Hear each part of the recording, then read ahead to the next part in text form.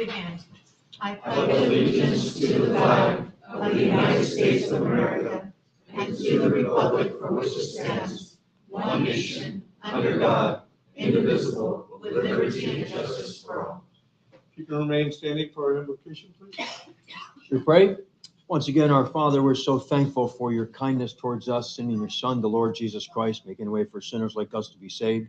We thank you, Father, for this country, the best country in the world, our 250th celebration, our anniversary, all the things that you have brought us through. We thank you, Father, for our community and being special in every different way, being isolated from many other places. We thank you, Father, for this and for where we live, who we live with. We pray for wisdom about all the decisions that lie before us, giving us wisdom and discernment going forward for the best of this community. Pray this in Christ's name. Amen. Amen.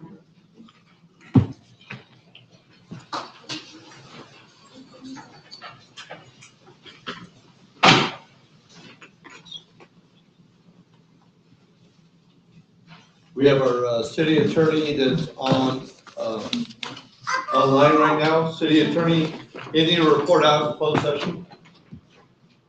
There were no reportable actions from closed session. Thank you. Thank you.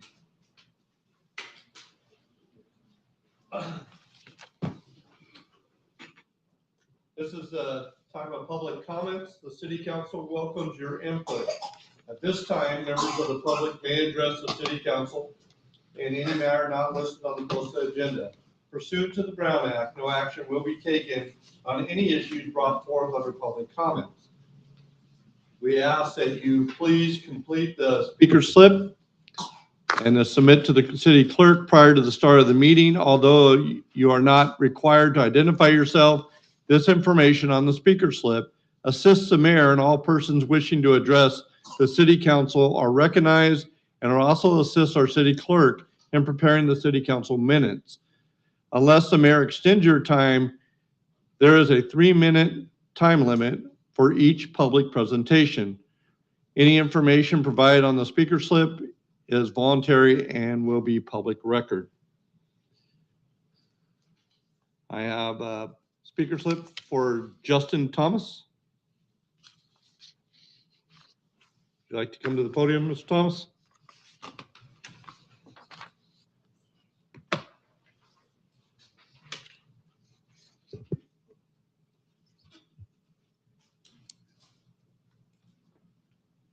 Hi. Evening to each one of you. Thank you for leading a prayer this day. I have submitted unto the clerk via her secretary a single page with paragraphs available for your reviewing. Did you guys receive them? Would you take a moment out of my 3 minutes and just browse over it, and then I'll read it out loud for the public awareness, and I'll ask a single question. I've read. You read it? Yes. Wonderful. It's been up here, so. All right. May I read it for the public? Do you think that's okay? Your time, sir. All right. So noted and commented unto the city council members. On June the 9th, 2026, government officials discussed matters in a police estate briefing here in the city hall. Given case study of California and federal law as to the right to privacy, concern has stemmed from awareness of policing and state surveillance proscribed and programmed by the local Department of Police in the city of El Centro. On a scale of balance of interests of governmental duty and citizens' individual and collective protection from intrusion, I, Justin Thompson, am composing a brief to submit compelling the hearing and decision making of this here council on the matter for future awareness. In 2 weeks' time, I would like an opportunity to submit the brief and provide copies of its original unto the elected handler. I would like further opportunity to discuss the matter before the public for public awareness. And I sign sincerely, a former college student in the city of El Centro, Brother Justin Thompson. I offer one question. Would the council like to elect a handler that I may be able to speak with and arrange an opportunity to have that to the council or the council staff in the next 2 weeks? Mr. Thompson, if you may, I will get a hold of our clerk and we will designate someone for that. Is that okay with the rest of your councilmen and women? I believe so. So, and I would have no problem if I needed to meet with you. So we will get a hold of the clerk and we will arrange something. Corman, thank you so much. I present this to you in good faith and having the opportunity to look forward to meeting with you or staff in the future regarding this public comment. Peace be with you.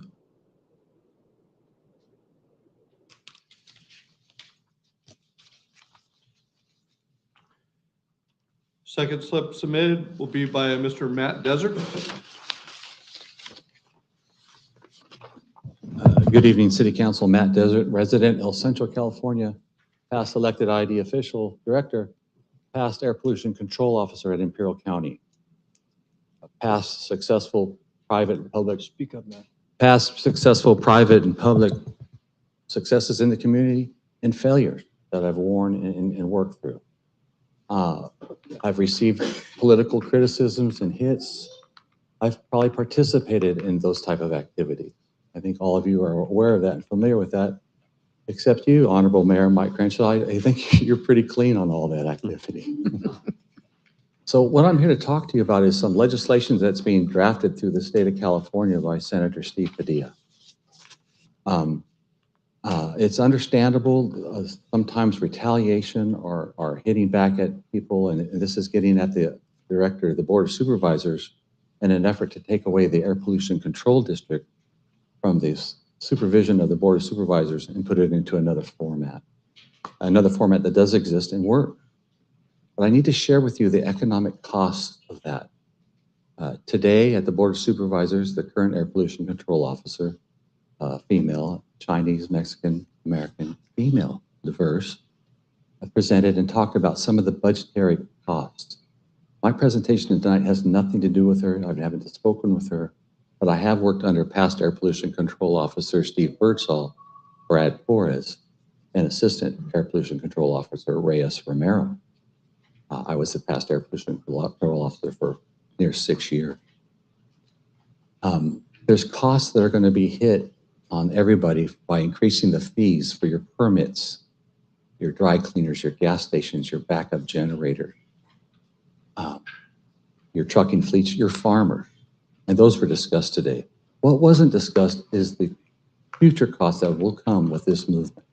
And that future cost will be additional smog certifications on every vehicle that you own and is registered in Imperial Valley.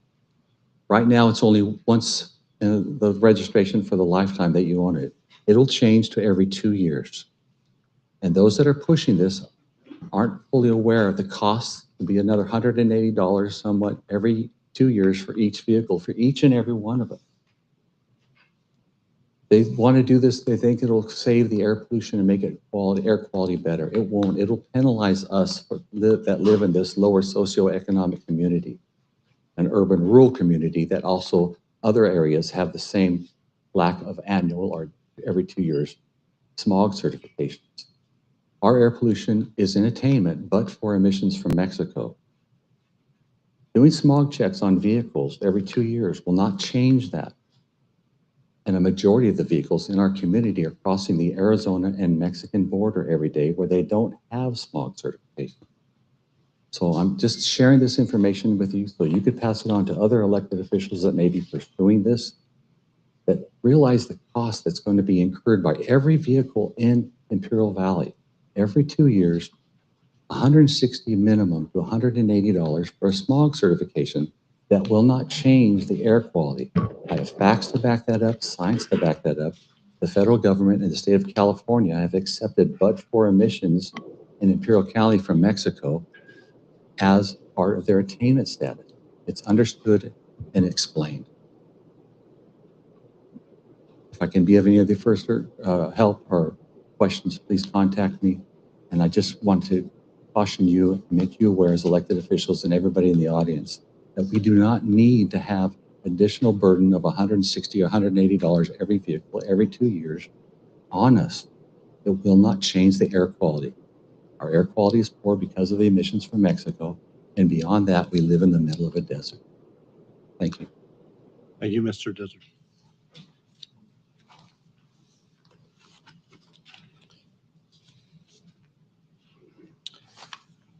Madam Clerk, do we have any further? I have a blue slip. It's for item number 10. Is there any other further blue slips? No, there's steps, Mayor. Any online? None online, no. Very good. We're going to move on to the presentations and announcements. A certificate of recognition, and I can see our audience is in here. So to recognize the Central Union High School Spartan Choir and Spartan Guitar from a performance at Music at the Park. And I believe, is it Mr. Gady? Gady, I'm sorry.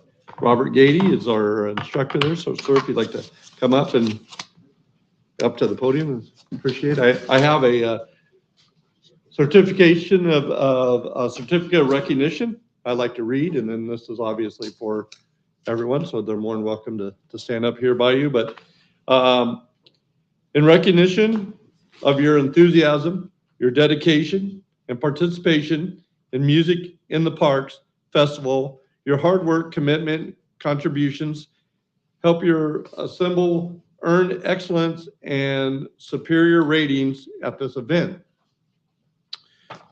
Through your passion for music and teamwork, you played an important role in making the celebration of music in the community both successful and memorable. Congratulations for your outstanding achievement.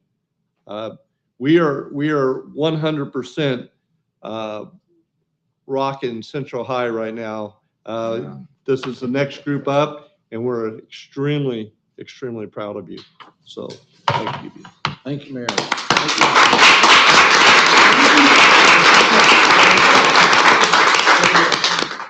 Sir, if you have any comments?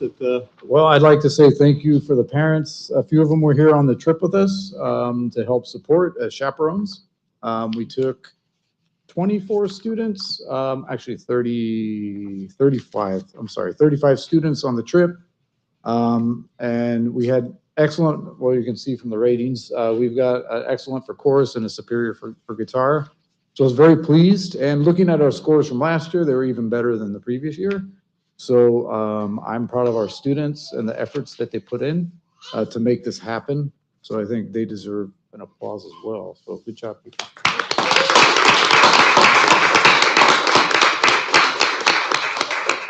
Sylvia, do you have anything?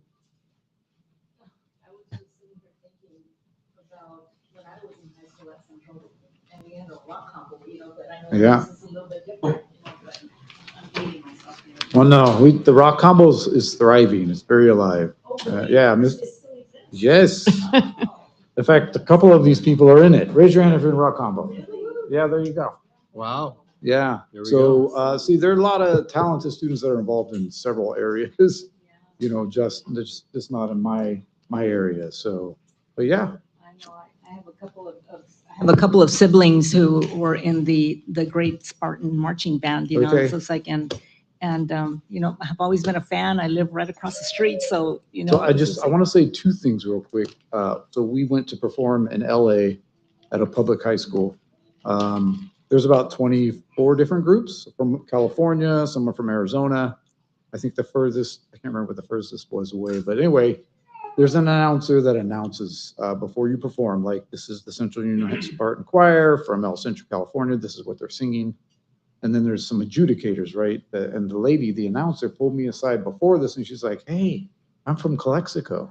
And she lives, and she's like, "I'm so proud to see a group, from the Valley." And then we were listening to adjudicator comments, which one of them was a California instructor at one of the CSUs. And he's like, I'm very well aware of excellent music groups coming out of the valley. That was his comment. I was like, yes, let's go, people. So there's a lot of good things happening here in El Centro and in the surrounding areas.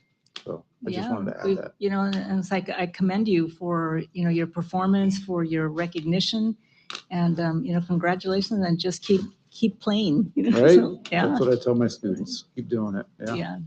All right. Well, thank you. Yeah, congratulations are in order. Mr. Gady, how many years have you been teaching guitar at Central High? 23 years. 22. Yeah. Yes, well, thank you for your leadership, these young people coming up behind you and making a difference in their lives. So congratulations to all of you. Mr. Gady, big thumbs up. Thank you, Mr. Ellett. Thank you. The same congratulations, Mr. Gady, and to all the students.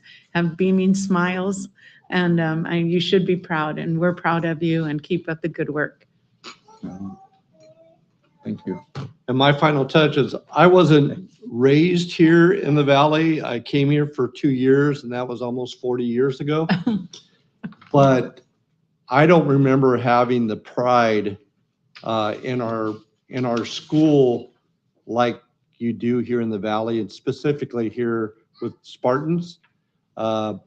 I've gotten some really mean looks from people when I talk anything poorly about Spartans, so I'm not going to do it. They are 100% in my heart, and you guys represent them awesome. I appreciate every one of you, and thank you. All right. Thank you. If we could, I'd like everyone to come up and line up here, and we'll get a picture. That'd be great. Hold that thing up there, too.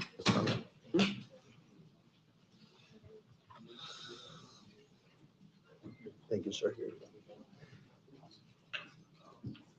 Might have to get a couple this way.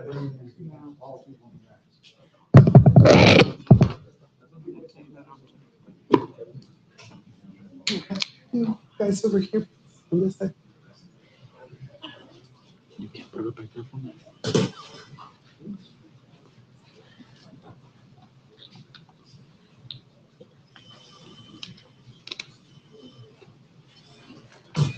Matt, get it forward. Yeah.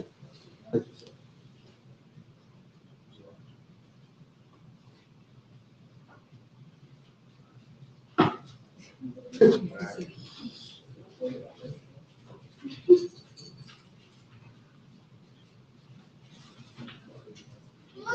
And thank you very much. Quick video. Yeah. And we're almost done. We're almost done. And we're done. Thank you very much.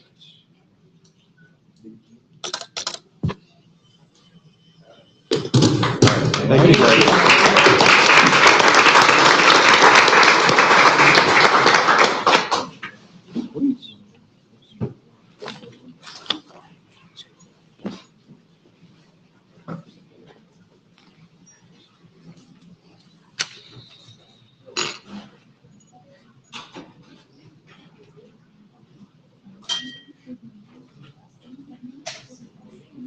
They should get points for their civics class.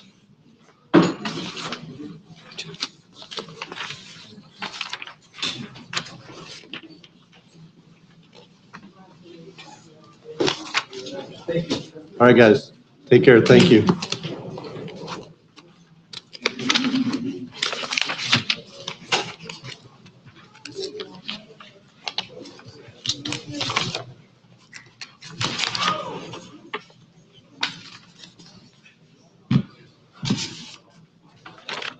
All right. We'll be moving on to consent agenda, items 2 through 5, I believe. If I could get a motion to accept the consent agenda. I'd like to motion to approve consent agenda items 2 through 5. Have a motion? I'll second. Go ahead. Marty.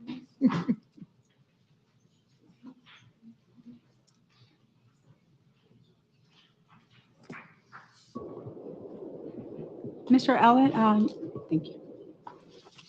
Motion passes 4-0. Very Very good.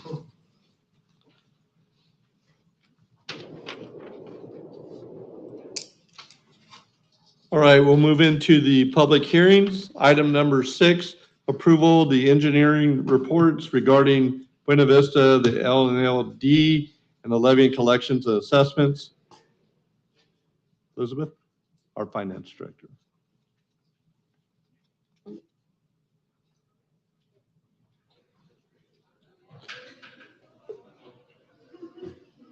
Now, each one of these 6, 7, 8, and 9 will be looked at separately, Liz? Is that correct? Yes, right.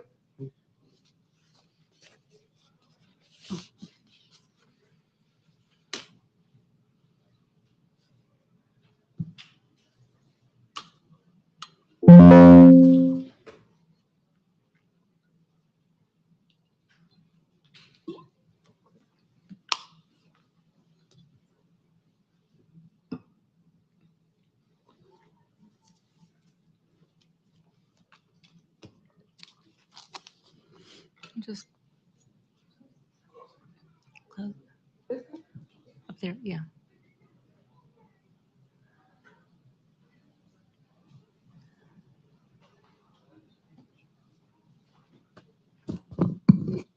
Good afternoon, Mayor Pro Tem and members of the council.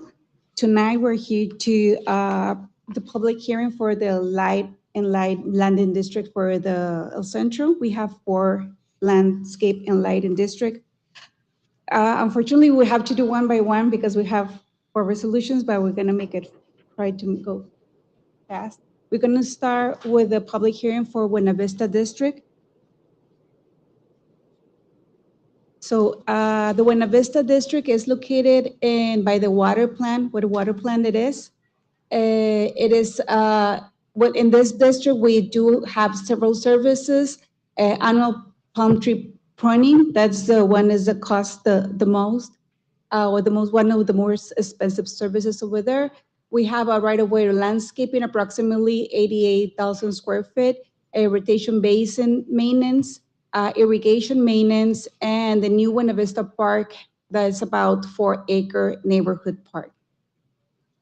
On this district, the maximum levy is, by the engineer's report, was set in the $223, but we're proposing a levy of $217. That is $40 more than last year. And the reason for this, if you look into the revenues and expenditures, those revenues are including the 104,000 are included an estimate interest, but the real amount that we will collect from the levy of these parcels, 465 parcels, will be $101,000. And if you compare that with expenditures, we are about $4,000 as difference. So we are cutting almost even. We are carrying forward a fund balance of $108,000. And for that, in that amount, we have some things going on in this district. There's a retention wall again that is falling, and the cost a few years back were a little bit over $50,000. So we're expecting to replace that wall. And there's another, with the money left with the grant, we are proposed that we have received.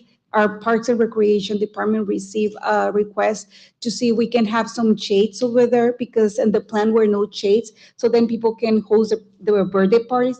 So we have to be prepared in case that we need more money. There's not, it's about probably $200,000 taken from the bond, for the grant, for the grant leftovers. So we don't know if it's gonna be true. We wanna make a structure because we have that issue with another parks that there's not the structure with the land, with the winds that we have here in the valley with the storms, they got destroyed. So we're trying to do the same that we have on Legacy. There's a structure that is more durable. So we have about $200,000 leftovers from the grant. If it's not enough and we need a little bit extra, we can probably get some money from this amount.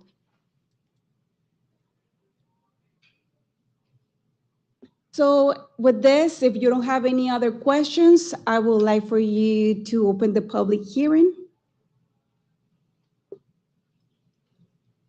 I had one question, Liz, on that retention wall.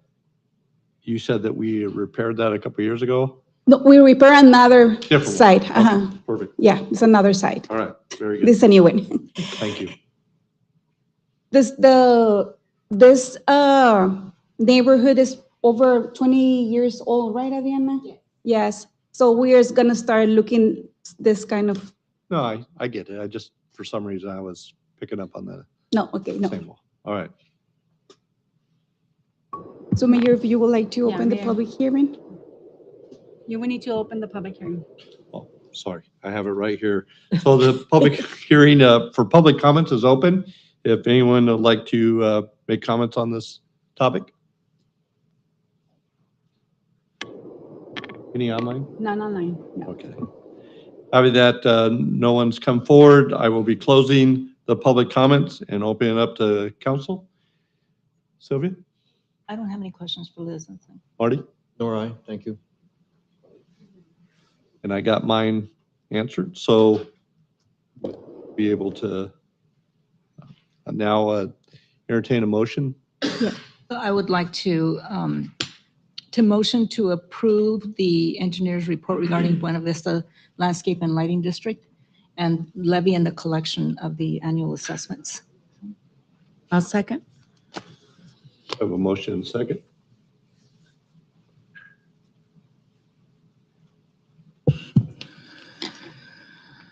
Motion passes 4-0. Thank you. We'll move on to item number 7, approval of engineer report regarding Legacy Ranch, the LLD, and the levy collection and assessments. Liz? Legacy Ranch is located on the east side of our city, by 4th Street. And here we do have, if you see, there's 2 neighborhoods over here, but just the one with the yellow line divided towards the south is the only parcels who pay for the lighting, landscape and lighting district. The other houses they don't levy. We don't levy those parcels, just this ones. So in this district, we have 143 parcels, but we do take care of, they do take care of the whole area. So when it's a red, there's a retention basin, and then all the greenery on the perimeter of the neighborhood. So there's a tree vegetation, $49,000 square foot of turf and grass. We do have here the park maintenance. There is a playground equipment, the pavilion, the picnic tables, park and benches, and then all the other things, the streets, the cleanup, the retention of the basin, tree trimming, and the right of way.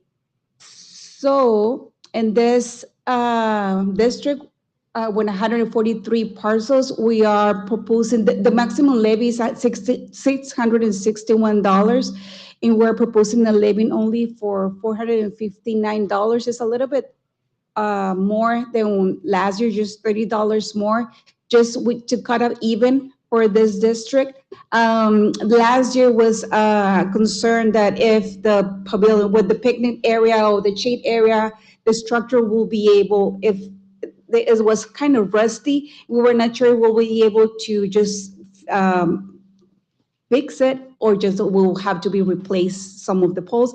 And our park workers were able to just fix it. And so it's not gonna be a big expense.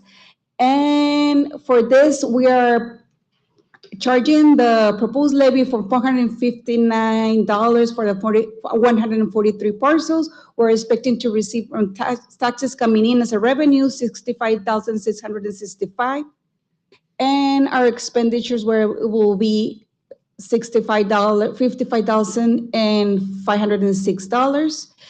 We just have an excess of $310 at the end of this fiscal year, but with the fund balance carry forward for the prior years, we're going to be ending for $60,000, just in case that we have any major or any other repairs that we have a little bit of fund balance over there too.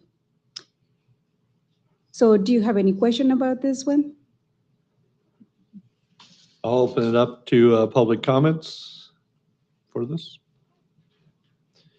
Seeing none, is there any online? There's none, Mayor. This time I'll be closing for public comments. Councils to Sylvia. So, just as a reminder, for the community, although that subdivision Legacy Ranch is pretty big, why is it that only 143 parcels are paying for that? My understanding is when the new constructor or the new developer get the permits, it's over there when it's decided if the city will charge, if it's gonna be creating a new district or not.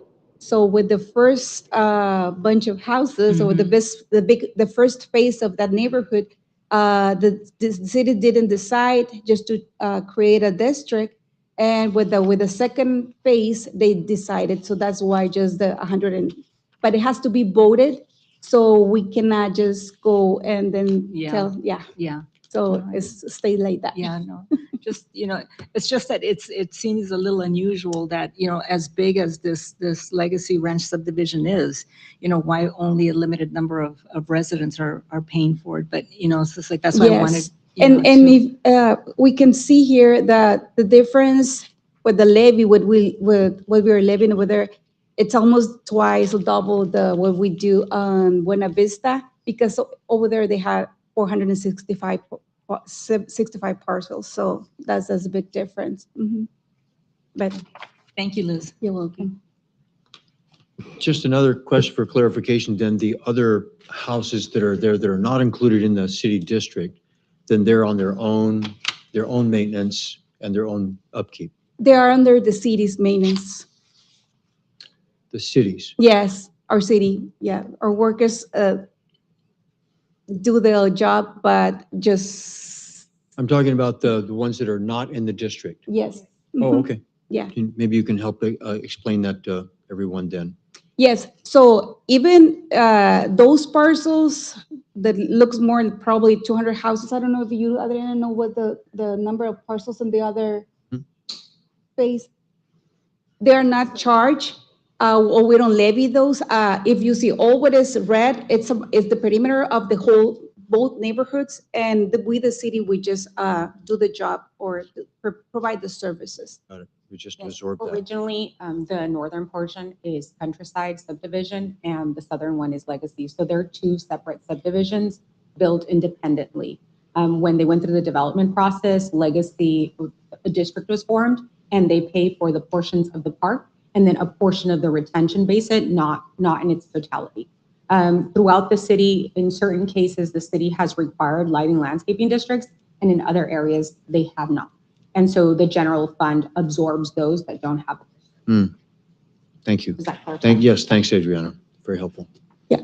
For example, we do have a service in the retention basin area this fiscal year. And what happened was an emergency. The cost was $24,000. And what we did is the city, the general fund, paid for half of it, and then the district paid for the other half. So that's how we handle it.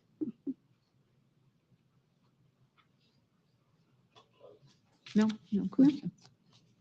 And this is just confirming, we had something similar with the basketball court that we put over there, correct? We put a brand new court into this Into the Legacy park. Ranch, Yes, but I'm sure that everyone migrated to the court to yes. some extent. Like everyone use a park. Correct. So, okay, very good. Thank you.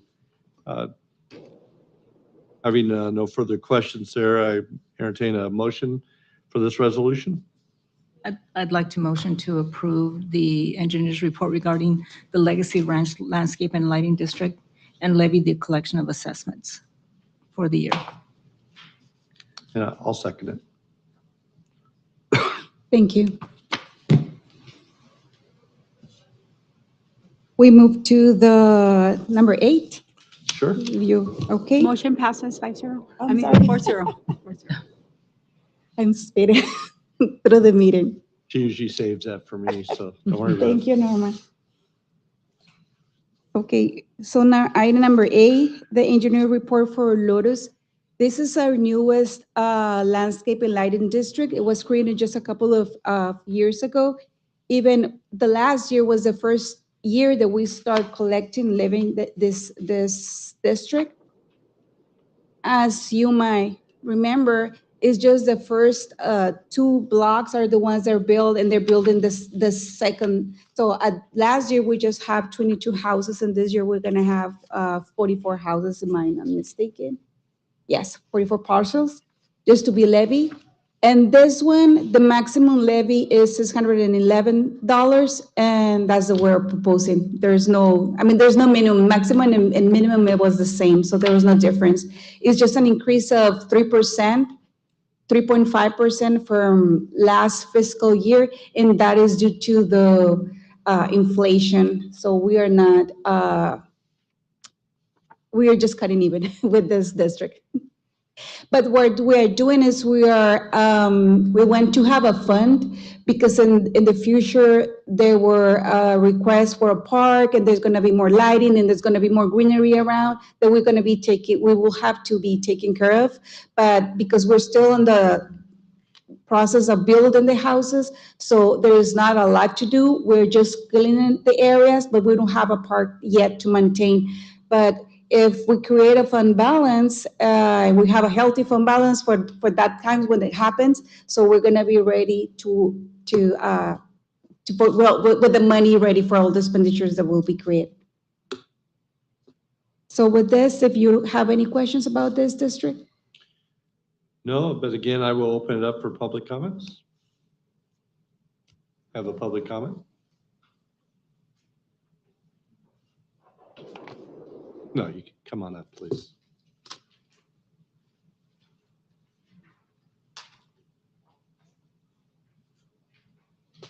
Good evening. My name is Jessica Aceves, and I'm a resident of the city of El Centro and this particular neighborhood.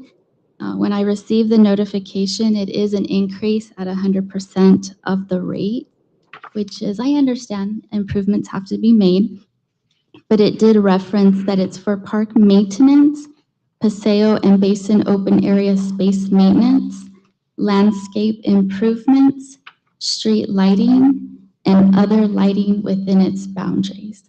So I'm just here today to mention that as of yet, which was already previously stated, we are receiving the increase in the rates. However, there is no current park. We would love a park. And also the landscaping. There is sidewalk areas, but there, as you enter the neighborhood, it's just dirt in a lot of that area. So I just wanted to make a note of that. Okay. Thank you so much. Thank you, Jessica. Any other comments? None online. None online? I will be closing the public comments and then going to council. Sylvia?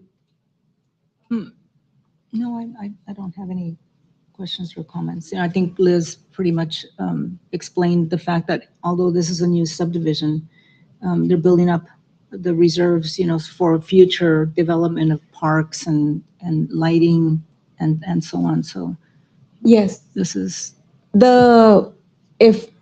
last year in the meeting, we just went through the whole the engineer's report, and what was mentioned to the buyers when they purchased in this neighborhood. And there is a lot of things that they will request, and we will see they want a walk path, they want even, I believe there was mentioned restrooms in the park, and a big park, and I don't remember how many acres will be the park, but it was, I mean, a lot of the lighting and some greenery, and you know, there was a lot on the request.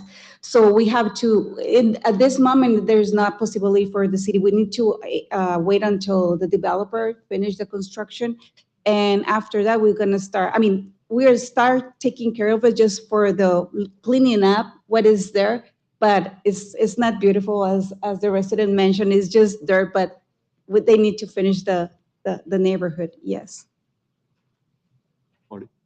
Just more clarity about that. How many units are there now? Do you know, Liz? Right now, we're gonna levy 44, but it's just the second block or the second section. They were going south, So the second is not finished. I'm not quite sure if there's people already living in that new block, but they're gonna be a total of 44 units or parcels in this fiscal year.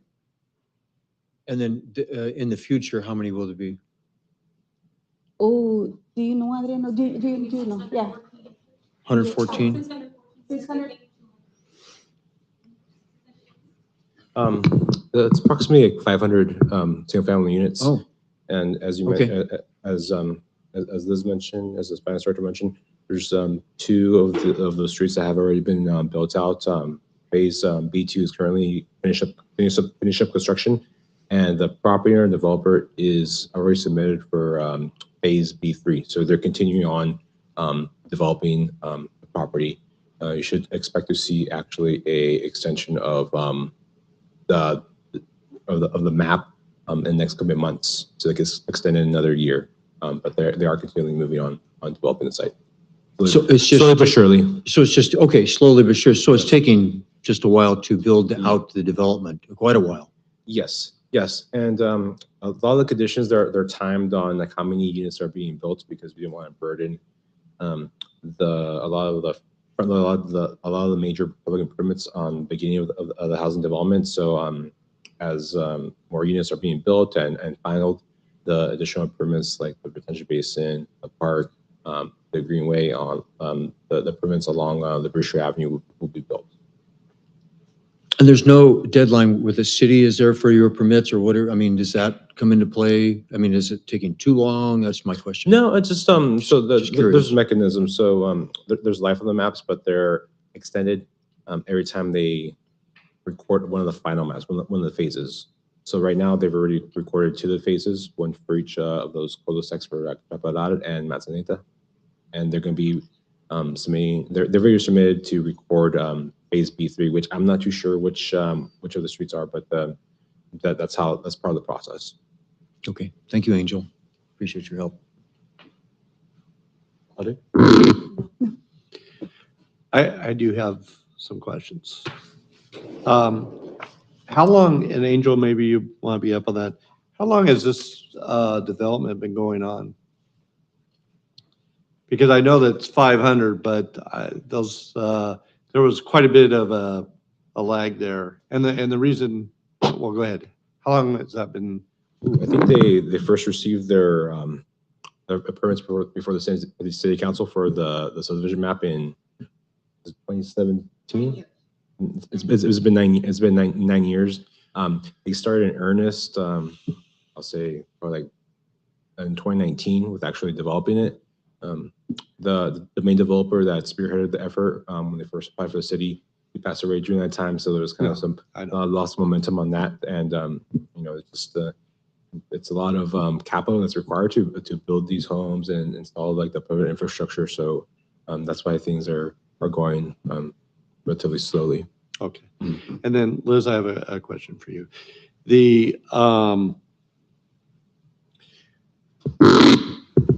Did we just implement this? It wasn't 100%.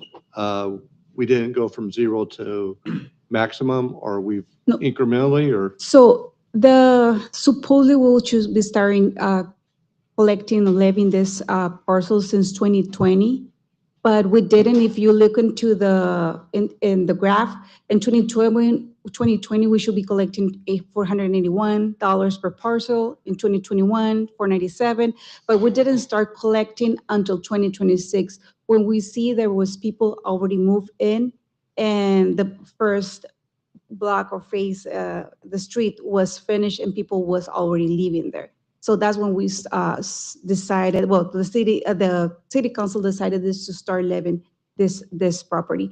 And just to not happen, because I don't remember if you were here, Council Member Marroquin, but for Buena Vista, what happened is for several years, we charged them like a $10 until our fund balance depleted.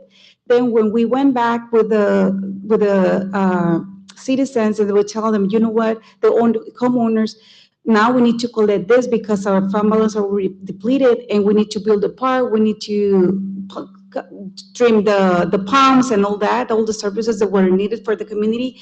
So now they increased from $10 to 170. Actually, I believe the minimum was 200 and something, and they leave it. It was too big of a difference, and they started like a little by little going on. And I think it's causes more impact in the homeowners than if we start with the houses that we have.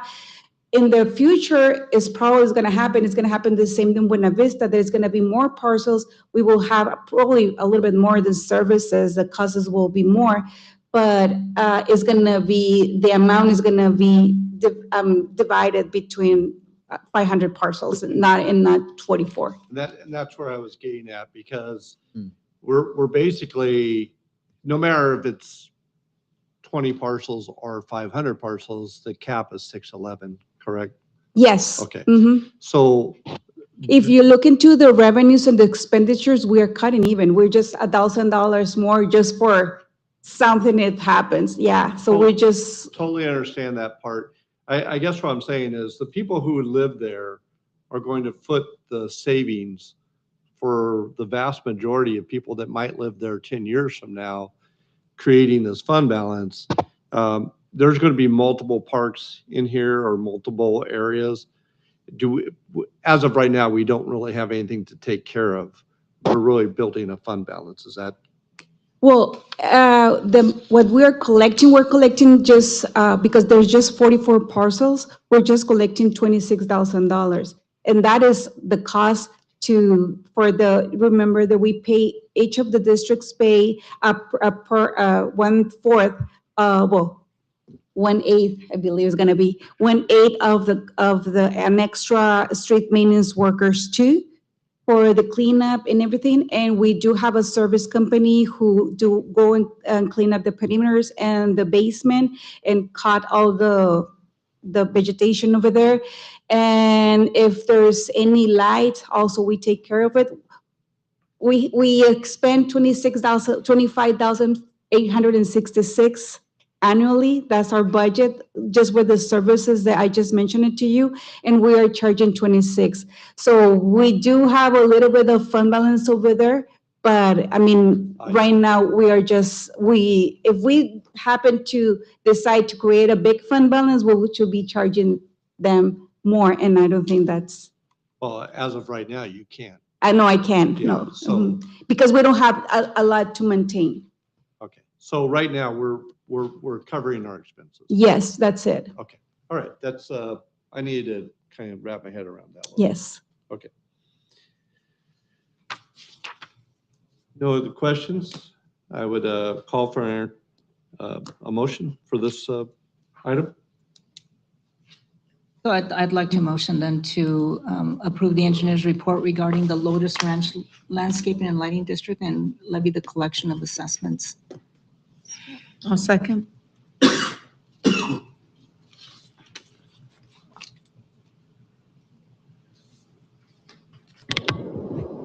Motion passes 4-0. Item number 9, please. Yes. Now we're going to, the last is our town center. This is located where Target, Lowe's, and the apartments who are behind. There is most likely commercial.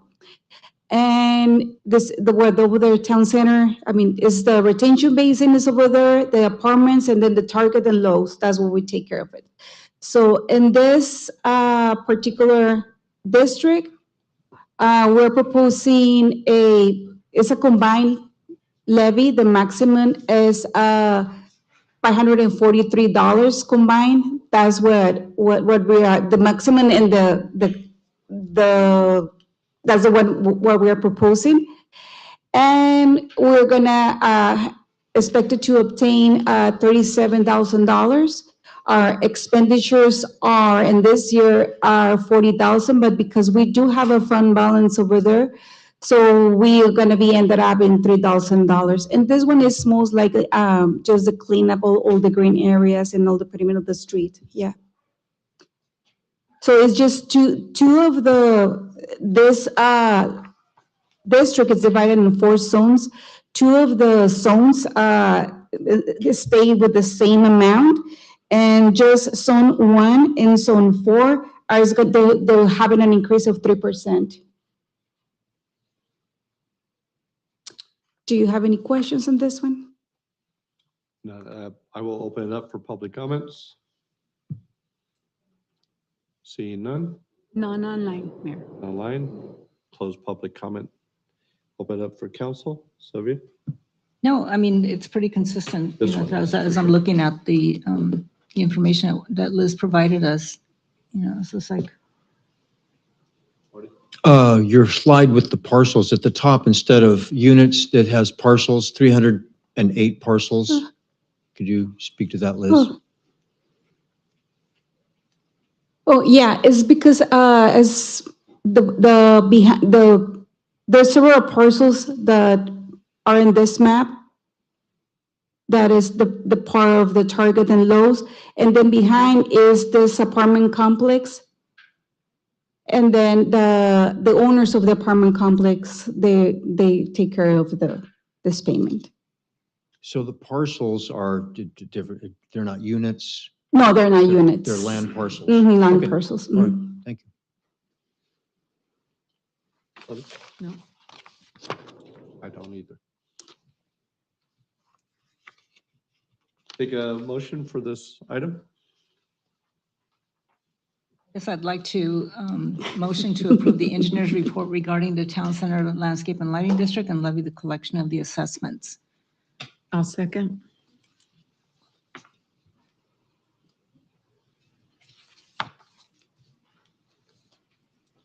Motion passes 4-0. Thank you so much.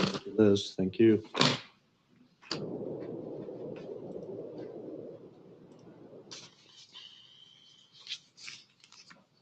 All right, moving on to item number, new business. Item number 10. This is our fiscal year 26-27 proposed budget. Presenter of Andy Heath.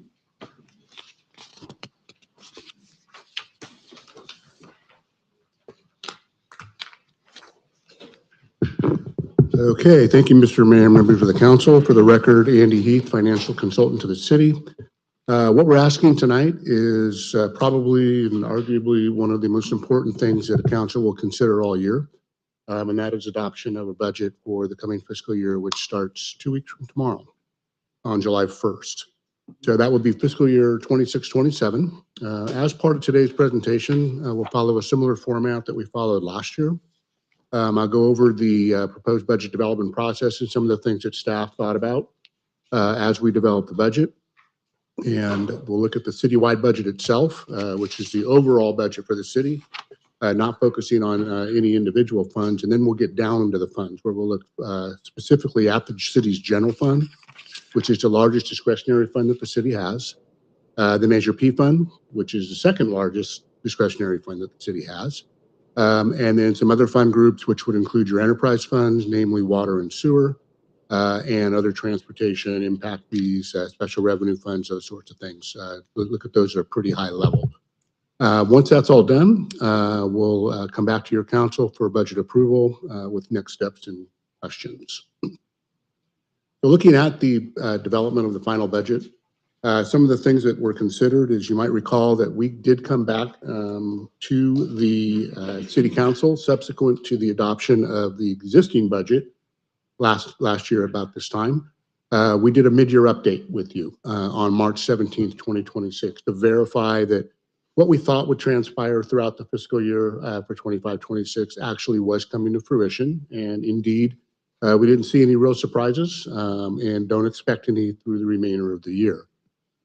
Continuous update of the multi-year forecast. As you know, we do have two very robust, iterative and adaptable forecasts that we develop for the general fund and the Measure P fund. Those forecasts, anytime we look at fiscal information for the city, or anytime a new actuarial report comes out from CalPERS or anybody else, we always update that forecast to make sure that the numbers that you're seeing tonight, at least for the future, are consistent with what expectations are telling us. Conduct labor negotiations. So throughout the whole year, in fact, probably for more than the whole year, We've been doing labor negotiations, and we've been giving updates to your city council in closed sessions as part of the labor negotiations, and then as necessary with the city council as a whole. But we've been providing you with costs of proposals as those proposals come up, what that means to the budget as a whole, and what you can expect to see if certain things were approved and ultimately adopted as part of a memorandum of understanding with any bargaining unit. We met with the citywide department heads. So like we do every year, we go back and talk to all the department heads about what their main needs are, particularly any staff needs, staff augmentations or changes, and capital needs that they might need. We also met with management to discuss those needs. Updated fund balances, looking at what we're going to be carrying over into the next year as the beginning of the budget process starts, and then the budget process as a whole. Prepared the updated schedules, so you do have, and you have had for a little while now, unlike in years past, some schedules that we provided to the city council, preliminary schedules, and then with the item before you tonight, you have updated schedules. Those updated schedules are not materially different from the preliminary schedules that you did receive for the budget funds. Provide an overview of the preliminary budget information with the Finance Committee. We did meet with the Finance Committee, and we also met with the council members upon request, and we did that just a couple weeks ago, May 28th and 29th, and then here we are tonight. So you can see that there's a lot that goes into the whole budget process, and a culmination of a lot of different things takes place tonight to get this budget before you. Okay, focusing on the citywide budget, and I'll start to go through these a little quicker. So this is your citywide budget. So in the purple circle at the bottom of the slide, you see a very large number, $146,374,278. That is the appropriation authority that we're seeking tonight with this budget. That is the expenditure authority for all of the funds combined. That includes transfers. So some things are double counted when you have transfers out. That's an expenditure. It's also revenue on the other side. And it does cover an expenditure. But nonetheless, there is 146 million and change in appropriation authority being sought. Of that $146 million budget that we're looking for approval on, the top three funds there, your general fund, your Measure P fund, and actually there's 3 funds in the enterprise fund, so that's 5 funds, water, wastewater, and solid waste. But those 3 funds combined make up 62% of all of that appropriation authority. Okay, so this is where the majority of your entire budget is being spent. This is where all of your staff lies for the most part. This is where all of your operations occur. Most of the other funds you see, actually all of the other funds you see there are restricted in nature and can only be used for a certain purpose, typically do not have staff, and typically do have a lot of capital activity for the money that comes into those funds. This is your citywide budget capital projects. So out of the $146,374,000 in total appropriations that we're asking for, of that amount, 46 million of it is related to capital projects. You can see where most of these capital projects, actually where all of the capital projects are funded by. You can see Measure P has 5.6 million in capital, wastewater fund 5.0. The enterprise funds have over $8 million in capital there. Yacaranda Gardens and your FHA, which are transportation related projects, just over 11 million there. Parks grant, 8.4 million. Local Transportation Authority, again, a lot of transportation money is flowing through your capital projects budget. You got a lot on tap from a transportation perspective. Well over $10 million alone in transportation. What I've got over on the right-hand side there is just some of the major type projects that are in that mix. All of these projects are individually itemized as part of your budget document, so you can look at those. But just pointing out a couple of big ones. You have a Stark Field lighting project. This project was placed as a placeholder in the Measure P budget to replace the lighting at Stark Field for $2.5 million. As I mentioned, lots of streets and roads money. So you got $16.1 million from multiple funds in that array that you see up there for Projects that involve La Boucherie, Imperial Avenue, that's been an ongoing project that's been very expensive, but got a lot of money. A lot of money is coming in for that project. It's not discretionary money that the city is really spending. It's actually money that we're getting to do that project. And then your active transportation program, Gomez Park, for $4.5 million from a Prop 68 grant. You have your Downtown Square project, which is a carryover from last year, $3.9 million from a Clean California grant. And you can see the remainder of the RIMS CLETS expenditures in there for the upgrade to that system over at the police department, 424. So $46 million in capital, lots going on in the city. Looking at some of the other things from a pretty high level perspective in your citywide budget, these are just some of the notes that I pulled out to mention to your city council.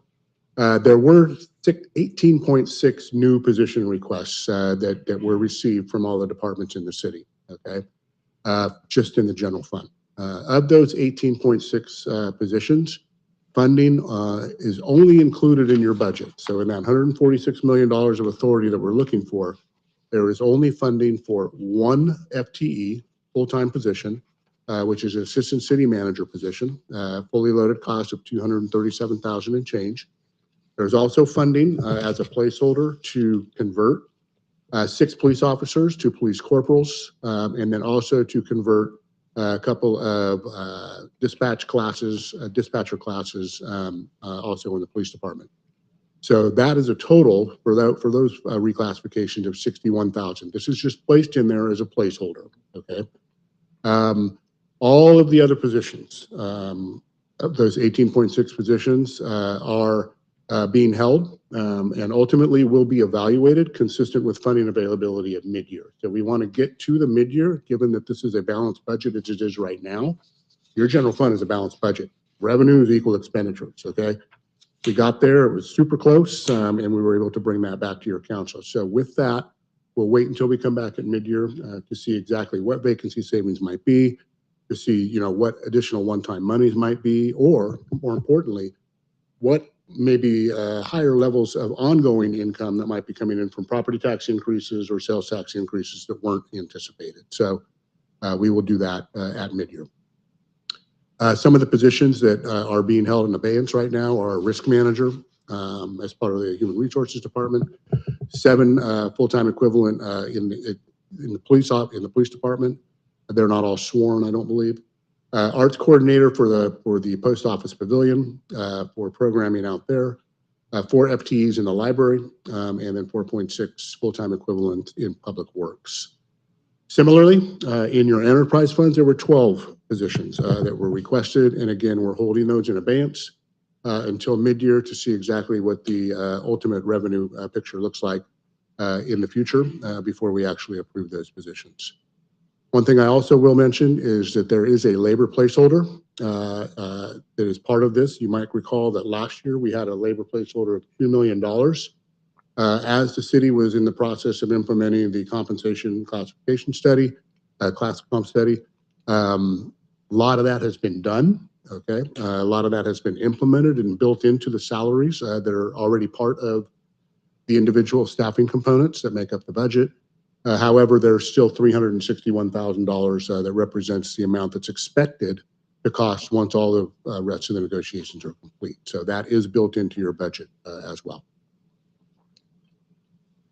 These are other noted budget items for non-personnel related things that are, again, may be held in abeyance. So we have vehicle replacement. There were several vehicles that were asked for to be paid for from a variety of sources. However, we're holding these vehicles aside to see if there's any funding available at mid-year. There were 5 vehicles, a pool vehicle which is a shared vehicle for citywide purposes, facility maintenance truck, animal control truck, code enforcement truck, and a parks truck.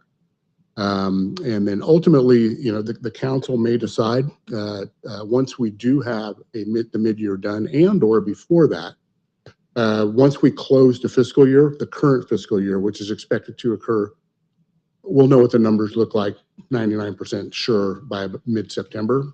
Once we know that, if indeed, as you'll see as part of the general fund portion of this presentation, we do have a surplus of $1.4 million, we may come back to your council and ask that those vehicles be paid for with part of that $1.4 million surplus that may accrue this year for those vehicles next year. So stay tuned for that. Events and events-related budget items, $230,000, and these are just typically recurring things that are built into each year's budget. You have $110,000 in the general fund that is transferred to the special events fund. This is ongoing. This is an amount that's been there for a while. And then you also have $120,000 for events that are funded by Measure P for recreation and other types of events in the Parks and Rec program. There's also ADA improvements that we'd like to consider using general fund reserves. Similarly, 1.06 million, using those general fund reserves ultimately as part of the carryover and or as part of the reserves that currently exist to fund those improvements moving forward. Okay, general fund. So you can see here, what I've done here is I've given you 2 slides on the general fund. The first slide talks about where we actually are, well, where we're estimated to end up once this year finishes in 15 days. The anticipated surplus to reserves is likely to be about $1.4 million, as I mentioned. A lot of this is related to salary savings, as we've discussed and we've seen over time. There's also a lot of one-time money that's built into this. You have some opioid funding that has come in 25-26 that is actually restricted in use. Can only be used for a certain thing, for certain things. But nonetheless, that's part of this amount. So we anticipate that there's going to be about 1.4 million. A lot of policy changes have also been put in place in fiscal 25-26, the current fiscal year, where we're using things that the city had set aside that had never been used before, where you had trust funds, Section 115 trust funds for your retirement program and your OPEB or your retiree health program.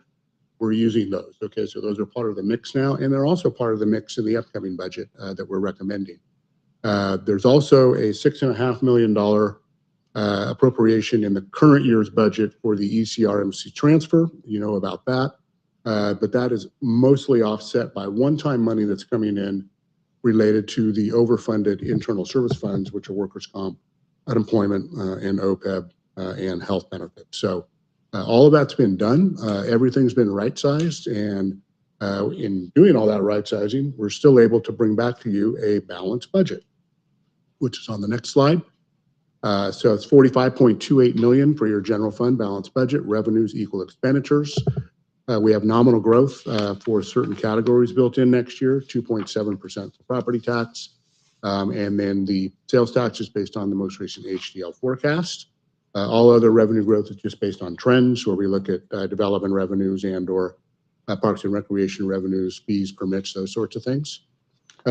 We have salary savings built in at just under $1 million. Okay, and that may seem like a lot, but that only represents 2.6% of fully loaded salaries. Okay, so your salary budget is pretty high, and that $968,000 is consistent with what we budgeted in the past. And I will tell you, it's always more than that at the end of the day. So we have put that as a credit against the budget in salary savings as we've done in years past. It does include that $361,000 placeholder for future citywide staffing costs related to the continued implementation of the class comp study. $3 million transfer in from Measure P for police, fire, and parks and recreation for non-personnel police and fire, and then for programming costs in parks and rec. Includes new position costs previously mentioned, which would be for the placeholders for those few positions and then the assistant city manager.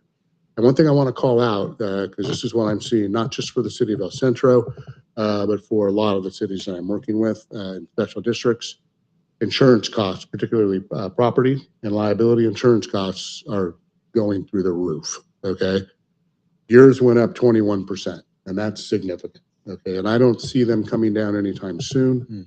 This just seems to be a trend, but it's real, and this budget accounts for all of those costs. Your insurance costs typically paid mostly from the general fund, your water fund, and your wastewater fund. So all of these costs have been absorbed in those funds, and they're included as part of this budget. This is what your forecast looks like. So just a couple of takeaways in this forecast. You can see that In 26-27, there's a zero there, and that just indicates you have a balanced budget. Revenues equal expenditures. In the future, you can see that next year we're projecting about a $382,000 deficit and then a $684,000 deficit the year after that. Those deficits only exist because that's essentially the amount that the CalPERS unfunded liability cost is going up in those funds. Okay, if I could tie it to any one thing, it's that. And then I do have insurance costs growing in those 2 years out there as well.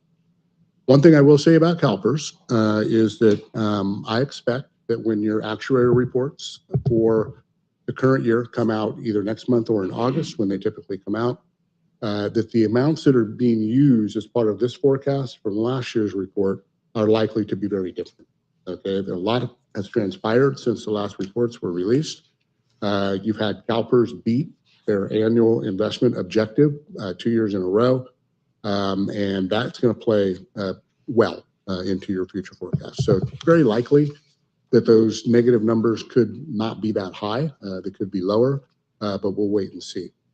Once all the CalPERS stuff drops off, though, you can see in 29-30 we have a forecast of pretty much another balanced budget, $14,000 surplus. So stability in your general fund, but with the stability, I'll say you're right there, okay? Because a couple years out in 28-29 and 29-30, there's no salary increases built into that, okay? So keep that in mind, and it's probably not a practical thing to do, but an objective with showing you a forecast is to make sure that you understand what your base looks like before you do salary increases, okay? Because if we just built those in arbitrarily, then it would skew the numbers, and that wouldn't be a good thing. So nonetheless, your general fund is still in good shape.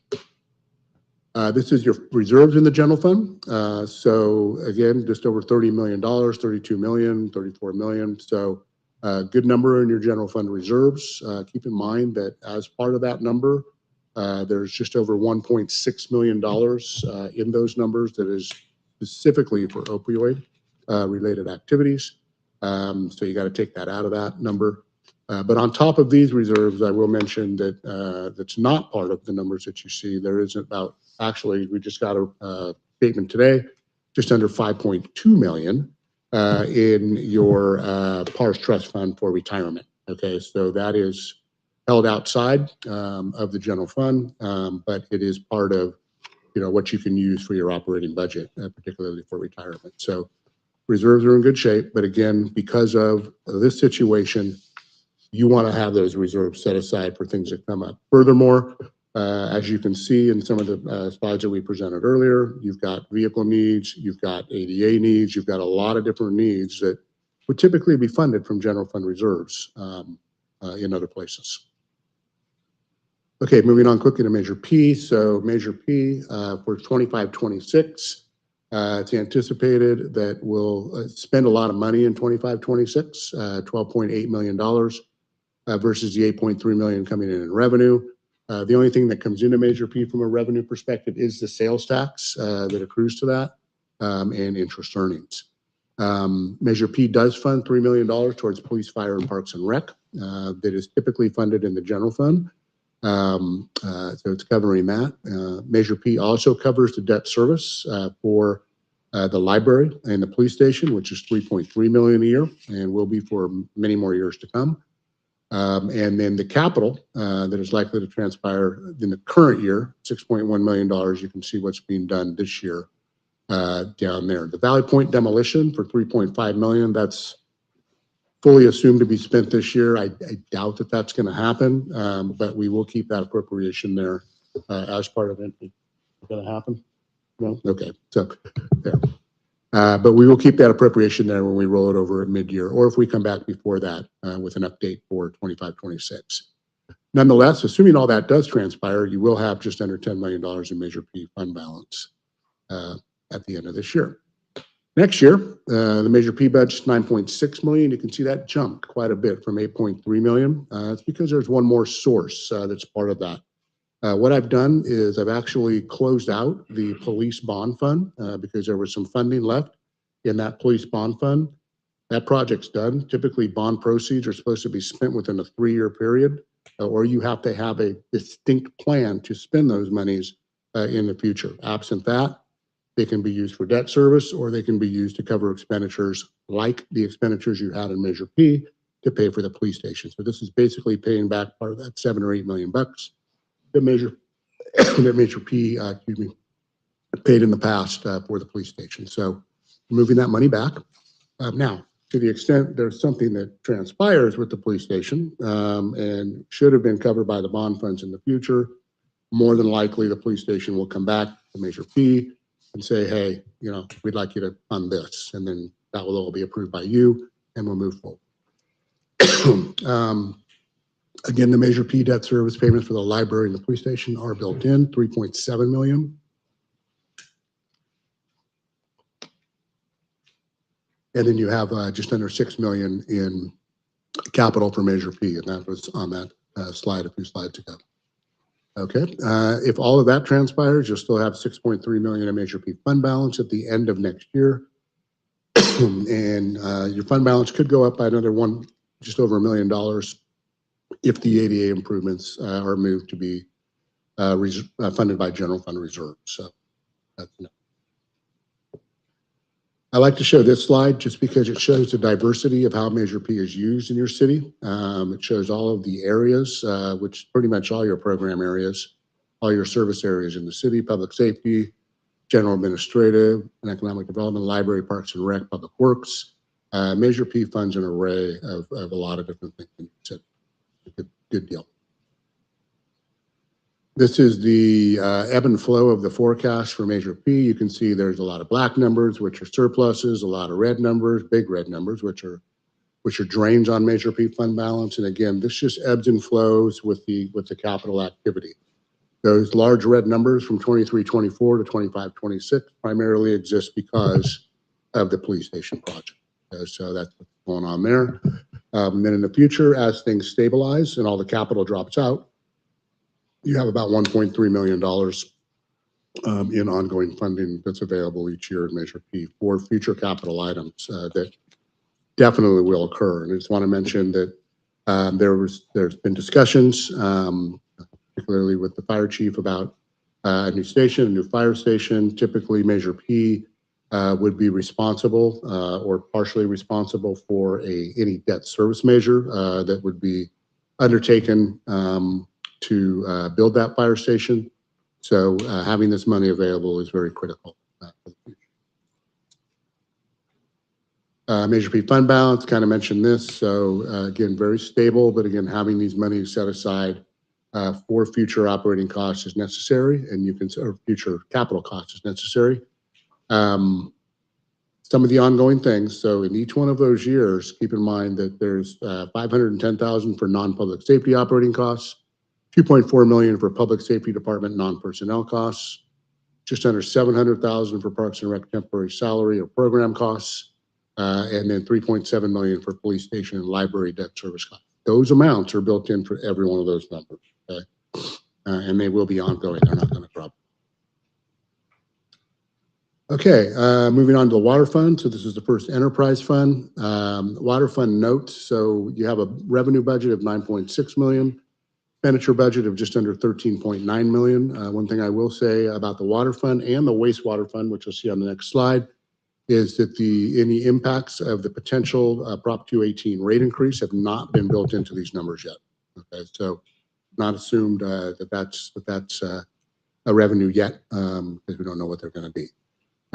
There is a one-time transfer from the overfunded workers' comp fund. Again, got to mention this with the general fund, but there's another $500,000 that we're proposing to move from the workers' comp fund, which again was overfunded. It continues to be overfunded. We didn't transfer it all last year, current year.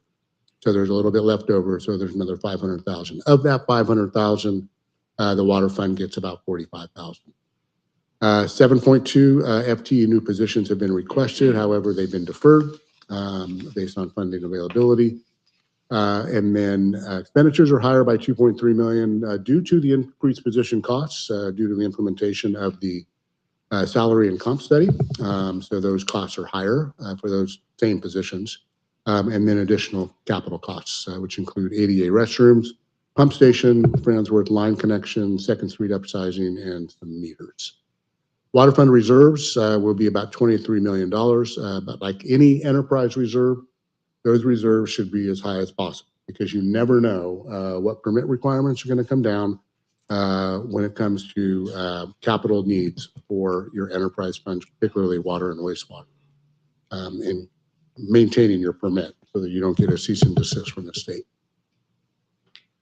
Wastewater, $11.1 million in revenue, $15.5 million in expenditures. Again, no rate increases are assumed. Revenues include one-time transfer, like the water fund, $51,608 from the workers' comp fund. Positions are all deferred.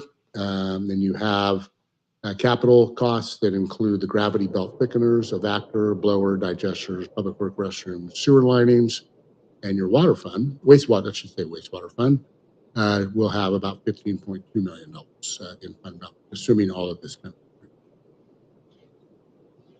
Now we'll just talk about, there's just a few of these slides on fund groups. Just go through these real quick. So these are your transportation funds, okay? So all of these funds, which include gas tax, your RMRA money, SB1 money, your LTA money, your FHWA grant money, bus shelters, those sorts of things, TDA Article 3, all of these things, these sources can only be used for transportation-related purposes. So we've grouped them in this fund, in this group of funds. For these special revenue funds for transportation, there's about $12.3 million in appropriations that are being recommended. Of that $12.3 million, you can see just under $9.6 million of it is all capital. La Brucherie, street improvements, Dogwood and Main intersection, your active transportation program for Imperial Avenue, Gillett Road, and bus shelter. So all of that is appropriated there. Assuming we spend all that, and again, assuming the carryover fund balances are what we think they'll be at the end of this year, at the end of next year, you'll still have about $8.7 million in your transportation-related funds. So this is a good thing. You've got a lot of good money available for transportation. I know you're spending it and you're doing it.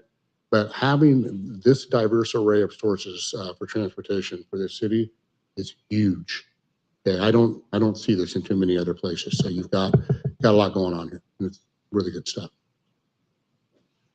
Special revenue funds, other funds. So these are just funds that I couldn't find a group for. So I grouped them all together. There's several of them there, but in these special revenue funds, other, 1.1 million is appropriated. No capital. But these funds do include allocations and appropriations for the permanent local housing allocation and programs, about 871,000 there. And then your special fire fund is also in this. And you might recall that in the current year, this was the first year that we had that fund for the whole year.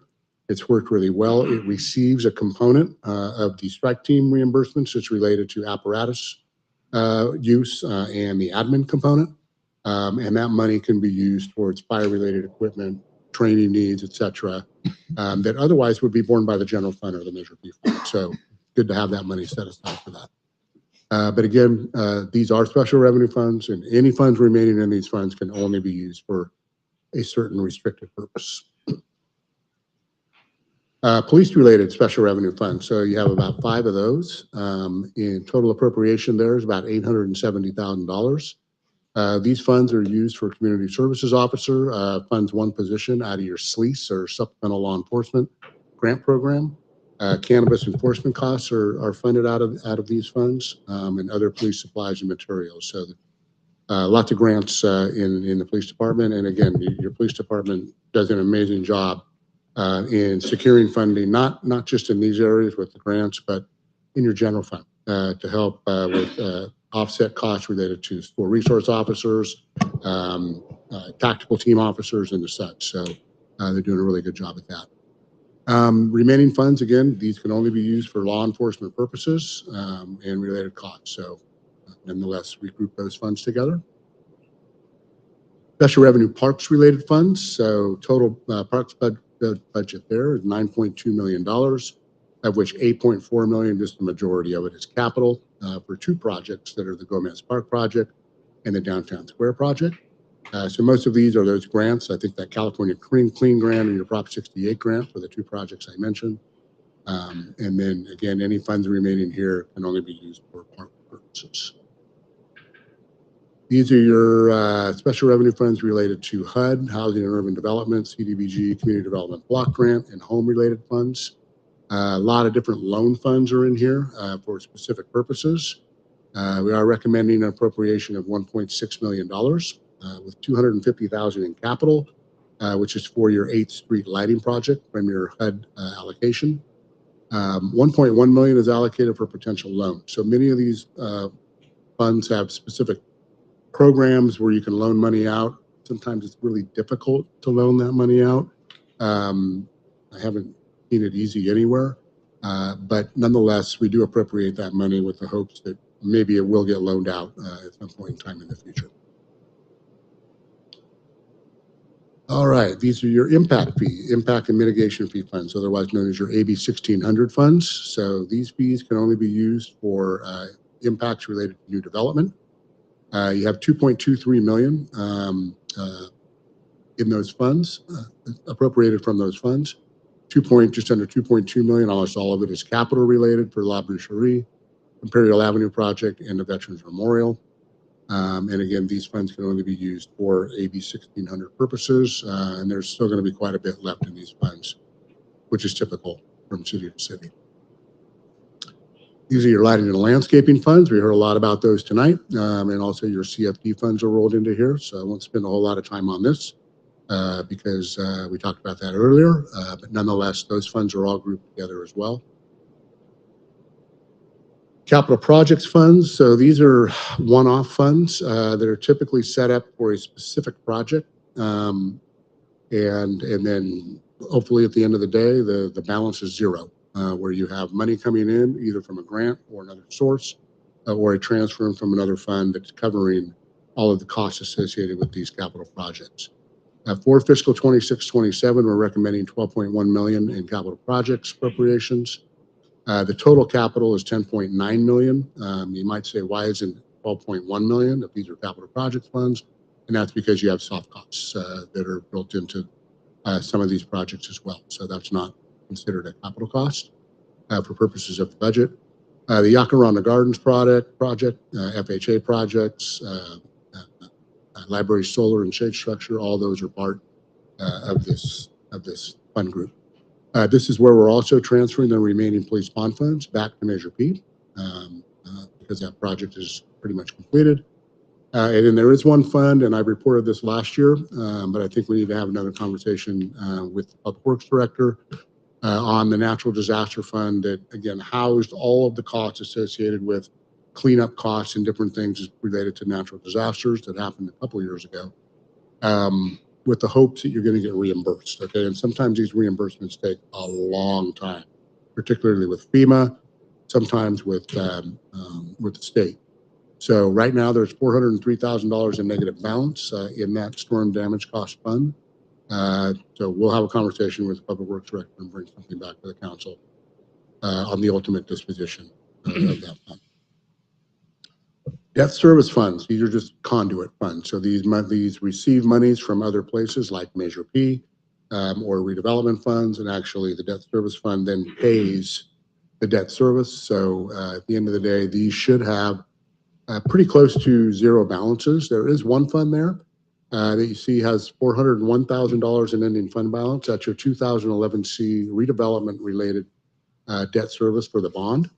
That bond is paid off. It was paid off this year, and it's still got $400,000 in it. So I need to work with your finance director to determine exactly, again, what that money might be used for, if anything, especially if it can be used for other redevelopment debt service or things like that. So I don't think we can use it for anything, but it may have to be redevelopment related. So check that out. Internal service funds, these are the funds that we did a lot with in the current year where we paid back a lot of overpayments from prior years. Right now you have a $14.2 million budget recommended for next year. These funds include workers' comp, termination payouts, OPEB costs, which is your retiree health. Keep in mind that there is a significant amount of money in that fund, $13 million Okay, your OPEB liability is only $6 million. So you're double funded there.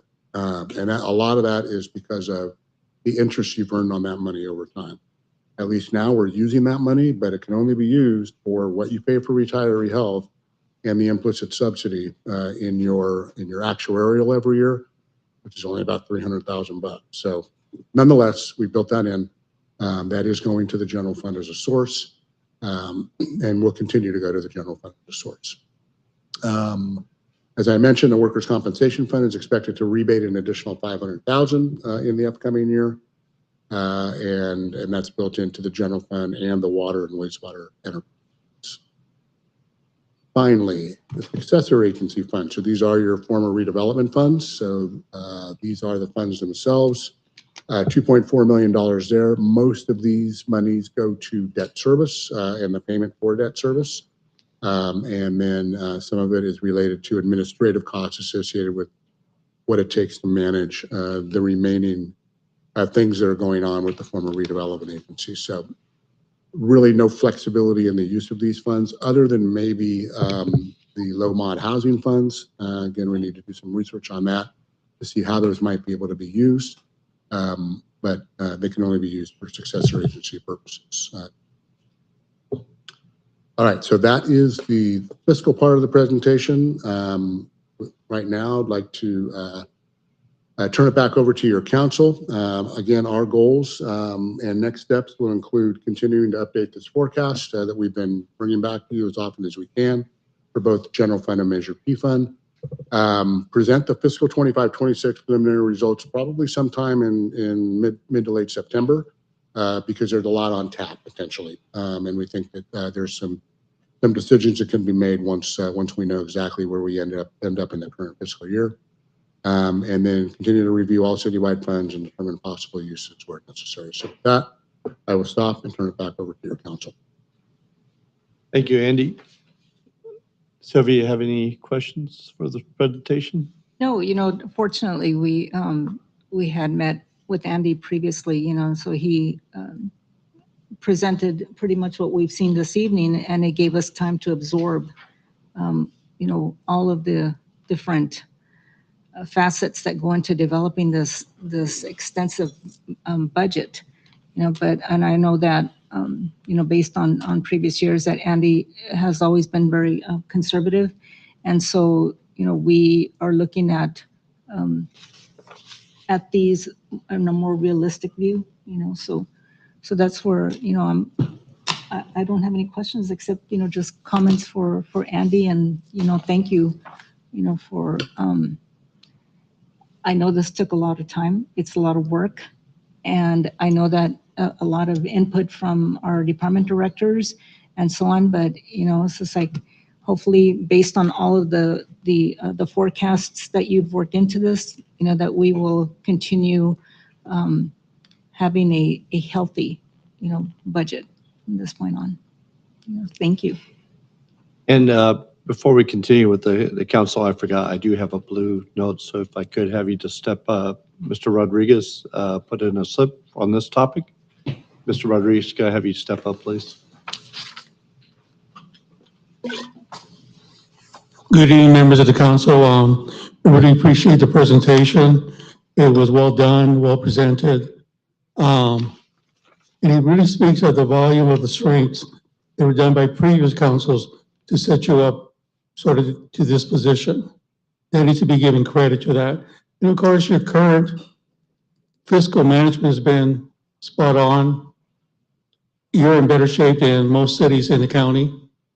There are some cities that are very jealous of your reserves. I can say that honestly, going to some of their city council meetings, but overall as a city, there's a plan where growth is going, pretty obvious. And there's a plan where we can do better. And you guys know where the work needs to be done and get it done. But we have an outstanding police station that shines on Main Street. And it was really beautiful about it. Right across the police station is now Women Haven. So services can obviously be reached a lot quicker and faster than before. But I'm really pleased with the budget presentation. I know it's work. Mr. Heath, thank you for the work and thank you for the department heads that did the work. Thank you guys for, for putting in the hard effort. It's always what's going to happen next from Sacramento, but you are in better shape than most cities in the county. And you should take credit to that, to your due diligence and your fiscal management. Thank you.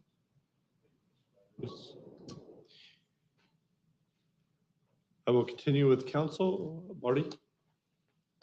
Yes, it looks like we have a balanced budget, Andy, thank you, but it's a balanced budget with not a lot of margin. Is that a good assessment? A balanced budget with not a lot of margin, wiggle room. We have a yes balanced and budget. no. Okay, and also, I know every time you say this, that this is the budget that we're forecasting today. It's only good for today. Anything could happen tomorrow. I'll say no because the way I always like to put a budget together, especially, well, actually for revenues and expenditures, both is conservative.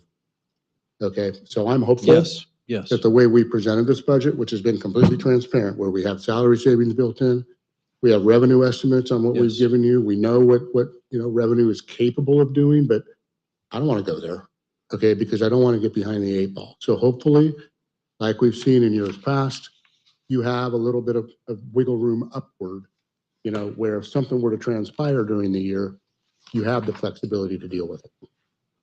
Another question, you mentioned Prop 218. Could you explain Prop 218, how that could impact our budget then? Well, Prop 218 will govern essentially what happens with your wastewater and water rates. So that's going to come before your council at some point in time in the future. Your council is going to weigh that. You'll have a presentation. I think there's 2 separate meetings that need to be done. Individuals will be given the opportunity to weigh in on whether or not they agree or disagree with the rate increase. But hopefully it's made very clear on why a rate increase is needed. Both from an operational and a capital perspective, which I know they will, because I've worked with them on that. But yeah, it'll come back before your council, and then ultimately, after a couple of meetings, if a majority does not disapprove of it, then you can implement the rates over a 5-year period. Thank you. Just to, like Sylvia said, we did have a lot of time and met and had questions. I just want to make one comment. I made it before, just want to say it again, that I just feel a little uncomfortable putting placeholders on reclass, especially for positions when we're doing just finishing implementation of salary studies and so forth. And there's so much of the compression that we spoke about before. And I think that just speaking globally, I think that there's going to be need for reclasses across the board. And so I just don't feel comfortable putting one group when not everyone has had the opportunity to be looked at. So I understand why it's there, but we as a council still have a lot of work. As I stated last time, we're working backwards. And I just wanted to say that everything else, it's okay. Thank you. So this is, when I came on last year, it was kind of this whirlwind of budget season was in full force. And I didn't really get to participate more than just kind of playing catch up to see what goes into this. I think as we sit up here and we represent our community, I think everyone basically understands your household budgetary issues. And this is that on steroids 20 times over. But money coming in, money going out. And there's so many different revenue sources and so many different expenditures. And to really have control of all that, the master size of it, I'm at awe with your assistance. I'm in awe with our group, only because it really does take everyone to put the input together and then you to bring it home. And then not only that, but to be able to explain it in a level in which I think pretty much everyone could really kind of just sit here and take it in is a credit to you. We are in great shape, as Mr. Rodriguez said, in the fact that where other jurisdictions could be. Now, our city has grown immensely, and there are services and there's things that need to be done, and we're certainly not going to rest on that. But I commend you, Mr. Heath. I commend Liz and the whole finance group, and then all the department heads for bringing this home.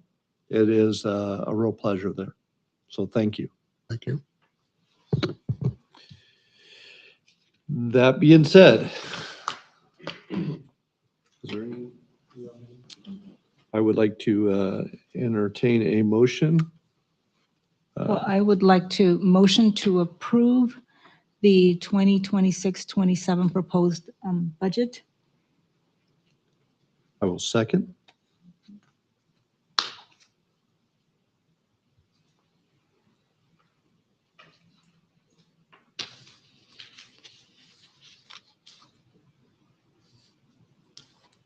Motion passes 4-0. Thank you, ma'am. And that is called the finish line.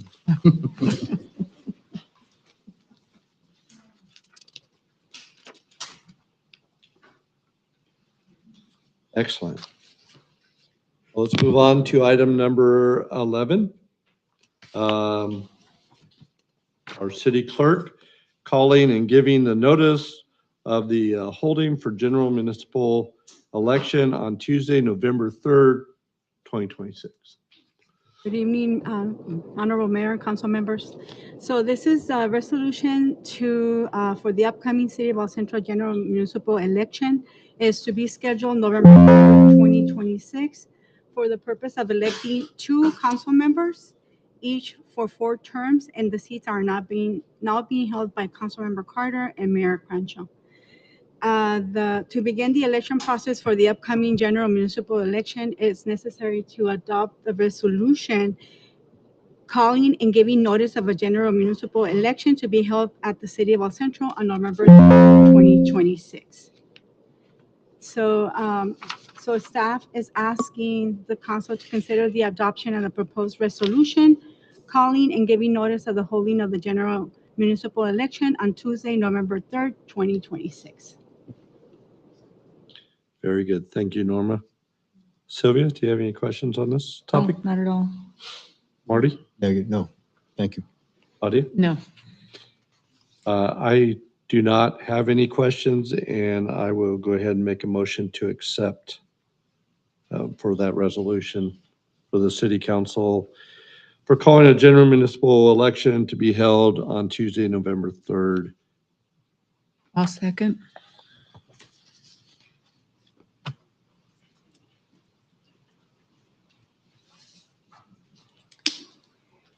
Motion passes 4-0.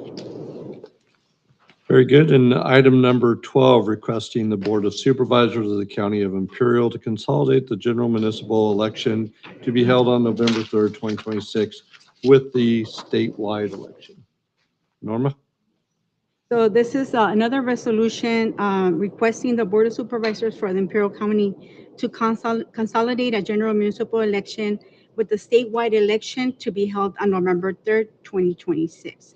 So this is the resolution of the City Council of the City of El Centro, California, requesting the Board of Supervisors of the County of Imperial to consolidate a general municipal election to be held on November 3rd with the statewide general election pursuant to California Code 10403. Very good. Thank you. Questions, Sylvia? No, not at all. Marty? No. No. And I, again, do not have any questions. I do make a motion to adopt that resolution as written. And I will second that.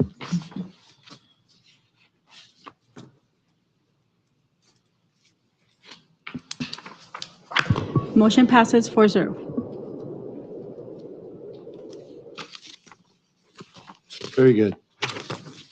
Moving on to item number 13, resolution placing a proposed half-cent sales tax transactions, 50% transactions and used sales tax measure onto the November 2026 ballot, presented by Robert Sawyer, City Manager. Good evening, Honorable Mayor and members of City Council, members of the public. So tonight I'm here before you to ask the council to consider placing a item on the ballot for the November election. It's a half-cent sales tax increase, very similar to what we did in Measure P back in 2016. As you saw, we made it across the finish line with the current year budget. We did it in a balanced nature, thanks wholly in part to, or in part as a result of our staff, and in part because of your strong direction and leadership from past councils. We are in a very strong financial situation currently, but I think that we can all agree that we don't want to survive. We really want to strive and thrive. And in order to do that, what you'll see this year is some additional requests that were unfunded, that were unmet. And moving forward, we need to look for additional revenue sources to be able to fund things like services and employees and things of that nature that really kind of are the crux of what we are here to do, and that is to provide service to our citizens. So tonight I'm going to go over the potential ballot measure, and at the end of the night, or at the end of my presentation, I'm going to ask that you adopt that the resolution for the ballot measure to be placed on the November 2026 election. So what we've done in order to kind of get to the point we're at today is we've done a lot of research internally. We've hired a firm to assist us with polling. We've hired a firm to assist us with the ballot measure to see what the viability of it is. We've talked to members of the public. We've answered questions. We've done that both in English and Spanish languages. Both of those initial meetings, which occurred initially on May 11th and then again on June 10th, are recorded. They are available for public viewing on our YouTube channel and our city website as well. We will have additional public workshops moving forward to answer questions. Again, my goal here tonight and our goal as a city is to be factual in where we stand. We're not trying to sway voters in one way or the other. We're just presenting a set of facts that will hopefully enlighten voters on where we stand as a city of El Centro for our finances moving forward and where some of the shortfalls are that you heard in tonight's budget presentation. So currently, at a glance, we have 20 acres of, we have 20 parks, which equate to about 160 shared acres of parkland. We share those with the city school districts for joint use purposes. We have 137 miles of roadway, 220 miles of sidewalks, 4,000 street signs. Currently, we have staffing levels of 54 police officers. We staff 3 fire stations that are fully staffed at this time. And we have 42,934 volumes in our city's library. What that means to us is that's our current service level. That's what we provide visitors and residents of our city and business owners, some of the amenities and the services that are provided on a day-to-day basis. We fall short in several areas of that. I'm going to point that out, and I'm going to kind of share with you tonight on this road trip through the slide deck here, where we fall short, what our potential needs are, and really kind of get an understanding of what we can do better to serve our public, because that should be always our goal. How do we do better for the public that we serve? One of the things I want to highlight here is our PCI index, which is your roadway condition index, is at 60. That's a fair condition. I think that most of the individuals that drive in the city of El Centro and throughout the Imperial County, it's not germane just to El Centro, would agree that our roadways are in need of major repair. And I'll talk about that a little bit further in another slide. But these are current conditions. And again, we're surviving. We're doing very well for ourselves. But we want to thrive as a valley. We really want to take it to the next level. We think our citizens deserve that. Every employee here works for the citizens. You as elected officials have said time and time again, you're here for the public. And how do we serve the public is kind of what I want to point out moving forward. So Parks and Recs. We have a very vast program in Parks and Recs, but we fall short in several areas. We have what we call as a service area plan that can be found on the city's website as well. And we have certain deliverables that we strive to meet. And some of that is park acreage. And then I also want to call out the number of employees that we have to currently maintain and build parks as they move along. So currently we have 160.6 acres, as I mentioned. But according to our service area plan, that leaves us 61 acres short for parks in the city of El Centro.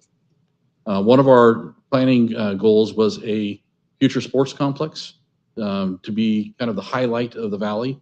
And that is something that we've conducted a survey on early on, and we're hoping to continue the partnership with ICOE, the Bureau County Office of Education.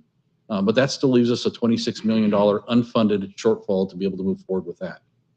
So currently, our investment's between $60 to $130 million short in the long run of what we need park-wise. It's a large number. It doesn't have to be done all in the general funds back. There are a lot of grants, and our staff does a phenomenal job seeking out grants, is what you've seen with Gomez Park at $4.6 million and other grants that have really helped along the way. But this is a starting point in where we need to go. We crossed one finish line tonight with the budget. Now we're at a starting point of where we go in the future and how do we get there. Library service. We've been very fortunate with the passing of Measure P to have, in my opinion, one of the best libraries in Southern California, both in staffing and in the building itself, and then with what our offerings are. But again, if we use some of our measurables at the service area plan, we call for 2.5 to 2.75 volumes per resident. Given our current population of approximately 44,386 people, we're short in what we offer for book volumes. We also have staffing needs at the library. So during this year's budget cycle, the library requested 4 positions. To fund those 4 positions was $275,000. There's a shortfall, meaning that we don't have that money in our general fund budget, as you saw tonight, to be able to fund those positions. So we have a couple different ways to do that. We could do that with the general fund reserves, but that would quickly deplete the reserves, and we'll show that in another slide. Or we can look for alternative funding sources, and that's really the purpose, one of many purposes tonight for the sales tax. We have a lot of infrastructure needs throughout the city. I mentioned the potholes and the roadway conditions and sidewalks and so forth. But 137 miles, 220 of roadways, 220 miles of sidewalks. We have about 11 people on payroll currently to maintain that, and 4,000 signs. Now, I would venture to say that if I converted this to linear feet and when we divided it by the number of employees we have, it would be mind-boggling at the amount of roadways and sidewalks that they have to maintain at the current staffing levels. And I think that's one of the things that we take for granted as members of the public and citizens. So we walk down the sidewalk and there's no cracks, it's great. But the minute there's a crack or a pothole or the roadways are starting to, wear because of weather and wear and tear on the roadways, we look to the city and say, what have you done to maintain this? Or what are you doing to resurface the roadways? How long will that take?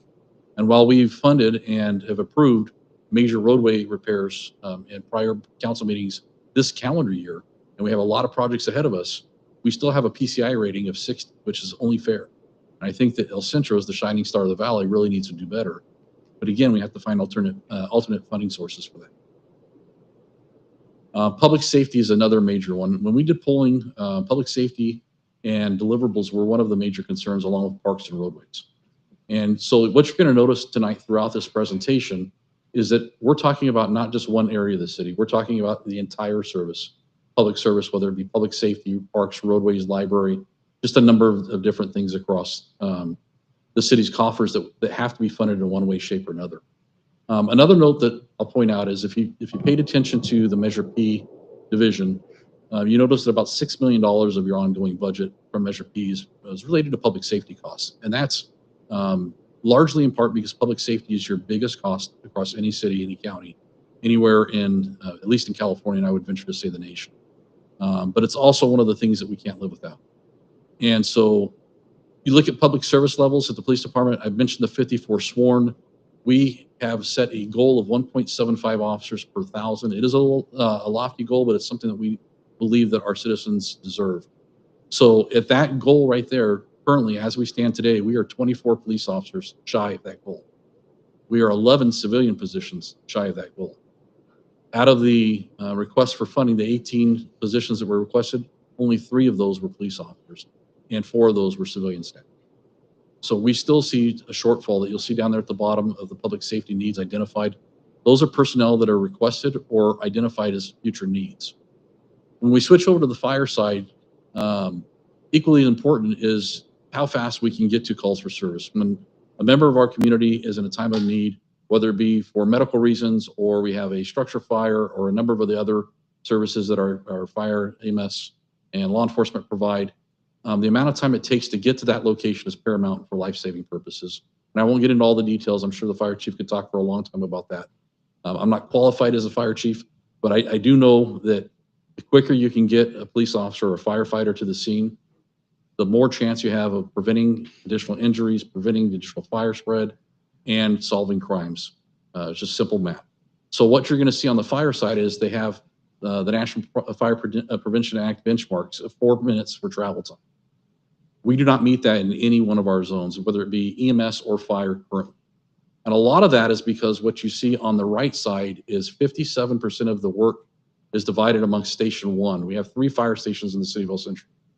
57% of the calls for service fall within Station 1's sphere of influence. And that's just based on a number of different things, including locations of convalescent homes, the hospital, things of that nature. But as we continue to grow with the Southern Imperial Avenue expansion, growth of residential areas on South 4th Street, and as we grow to the south, we start to see a big void in our ability to provide fire services at EMS. And that's illustrated in the Station 4 map up in the upper right-hand corner of your screen. And the pinkish color at the bottom of that would represent what a 4th fire station would be able to cover. Now, we're not here, or I'm not here to advocate for Station 4 funding for the actual build of the fire station in this tax measure. I firmly believe that that should and could be covered under Measure P and current existing funding.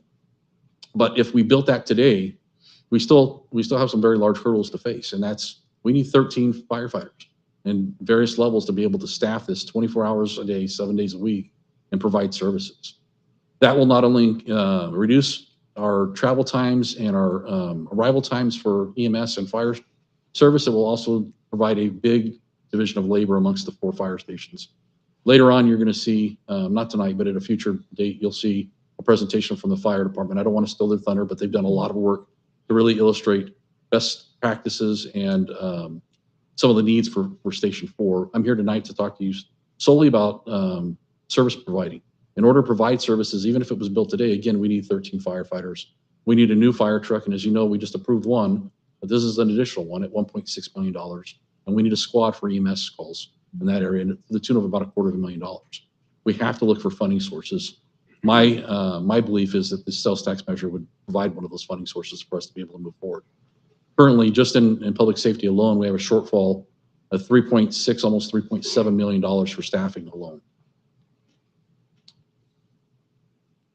So staffing needs across the city. We talked about police, we talked about fire a little bit.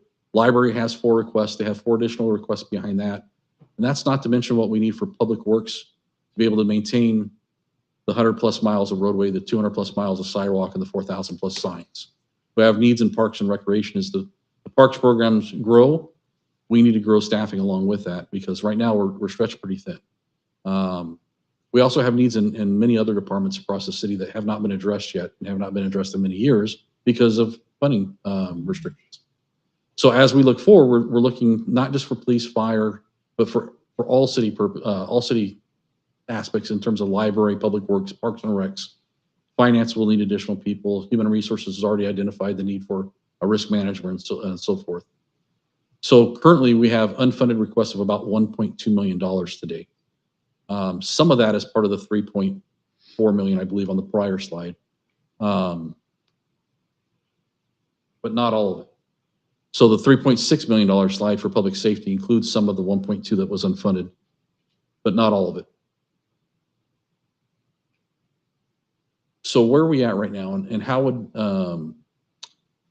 we move forward? And tonight you heard a little bit about general fund reserves. We're in a very good spot as far as being able to weather any storms, any changes that come as a result of legislation and so forth. But if we continue to use our general fund reserves and we continue to create shortfalls by adding ongoing expenses, those are going to run short very quickly. In 2010, we had to use approximately almost $1.2 million of general fund reserves, as you can see. And that was for the Aquatic Center design, capital outlay, and then the GASB 45 OPEB fund that you heard a little bit about tonight.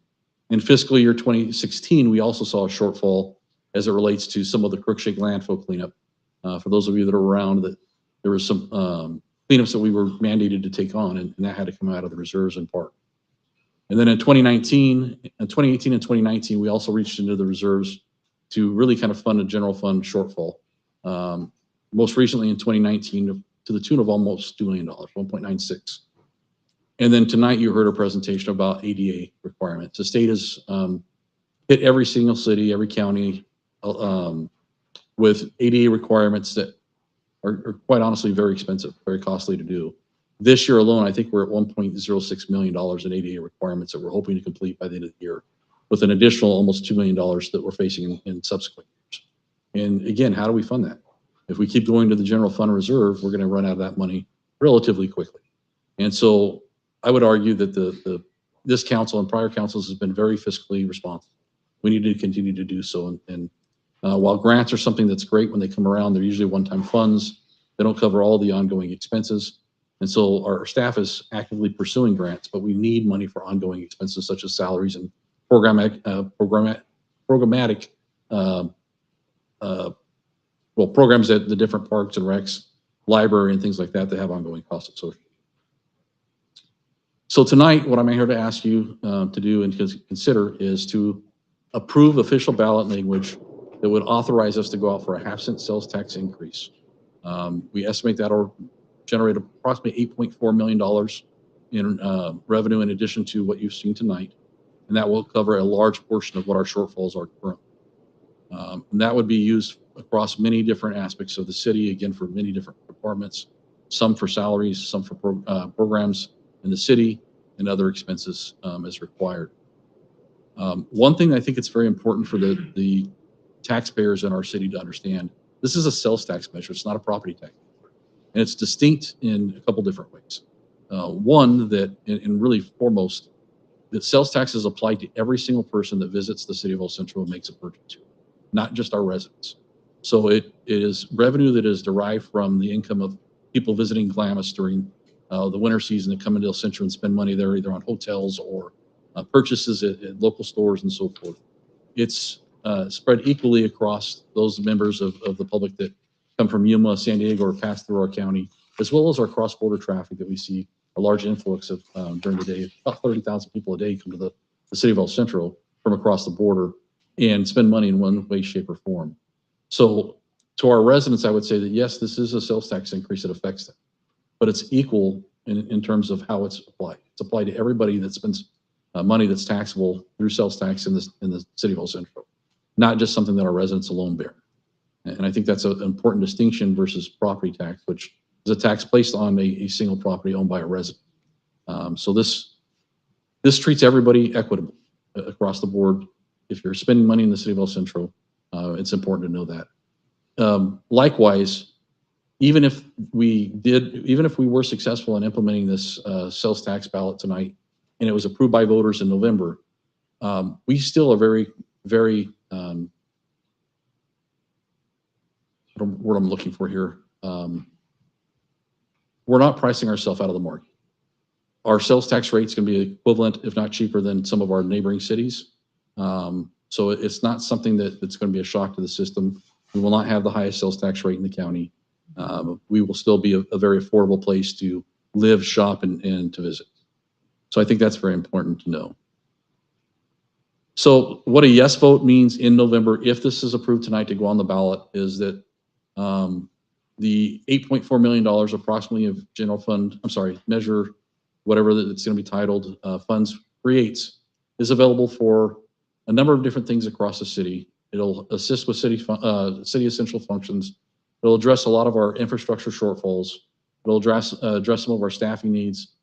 It'll be provided here locally and specific to the city of El Centro, not the county, not the state. It'll be here for this council and future council's oversight. So spending authority will be held by the council that's sitting at the time. It'll be audited through an independent auditor, as all of our books are. And there's a lot of oversight. There's also a lot of public oversight in terms of what's been spent. The council and prior councils has done a very good job of making sure that the spirit of Measure P was carried through. Measure P was passed as a capital projects program specifically for the police department and the library. And as we sit here and stand here tonight, we're very fortunate to say we have a beautiful library. I would argue one of that's probably visited more than anything else in the county in terms of libraries. Same thing with our police department. All you have to do is walk out to Main Street and you can see how large and how advanced our police department is, really putting them front and center in terms of technology and comfort and what they need to be able to thrive and move on within the city. We've done that across a number of other things. We built parks. We've improved parks. We've done a number of things with Measure P funds that's in the spirit of Measure P. So I think that we have a proven track record with the public, and we built that trust to show that we know how to spend the money. We know how to do it correctly and properly in order to be able to meet what the public's decision was. And now we need some help in infrastructure and staff, and that's the purpose for this measure here. A no vote doesn't mean that services are cut. I want to make sure that I'm very clear about that. What that means is services will be provided as they are now, but we will have delayed infrastructure projects because of lack of funding, and staffing shortages will continue in a number of different areas until we can find an alternate source of funding. So that's really kind of the crux of the measure itself. Key facts about the measure: we plan to use it as a public safety service, emergency response. Again, support street repairs, parks, public infrastructures. Importantly to note is this is also a service-related program. Some sources, sorry, I had a moment there. Services for our youth and our seniors that we provide over at the community center that are very well attended. Ongoing library things like our summer reading program and such. It's a 1/2 cent sales tax. When we talk about $8.4 million, that sounds like a very large number, and people get scared by the total number, the total revenue that's produced. But if you look at that, 1/2 cent of 1/2 cent per dollar spent is what you're paying for the sales taxes as a member of with a yes vote on this. This does, again, I want to make sure we stress that we continue to be fiscally responsible in our spending. We have independent auditors that come in. We have those audits available for the public to review. They're on our website. They're part of our budget books and our overall finance policy. All funds, again, remain here locally with the council's control. So if our citizens don't agree with the way that we're spending the money in the future, they can come here and they can be heard. They have an opportunity to be able to voice those concerns, unlike some of the state revenues and other county-controlled items. Not to say that those aren't spent properly. I'm just saying that our residents have a forum here at our council meetings to be heard to talk about the expenditures of this and really kind of help guide that. And then again, the last thing I will say is this will remain in effect if passed until voted upon by voters to sunset or to end the tax. I know that's a lot to digest. I know I missed a ton of stuff that I meant to say. I'm trying to keep the meeting as short as possible and get as much information as I can out there, but I'm definitely open for any questions council may have. Well, thank you. That was an excellent presentation. Sylvia? I don't know what you mean about there's more to say. I mean, I thought it was pretty thorough. But, as you were talking about, how residents from other areas come and shop here, that we also have to keep in mind that they're traveling through our streets and, and this is where, and a lot of people come here since we're the hub of the Imperial Valley. Many people work here from other areas outside of Imperial County, within Imperial County, but also from our neighbors across the border. And so, that's where I personally have noticed the wear and tear on our streets.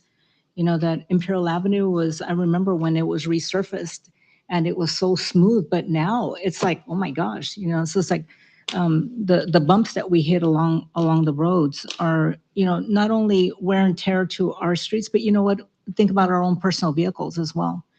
So this is where we really have to focus our attention on improving our infrastructure. So with the growth of the city, I know that comes the demand for more public safety officers, and so this is hopefully will enable us to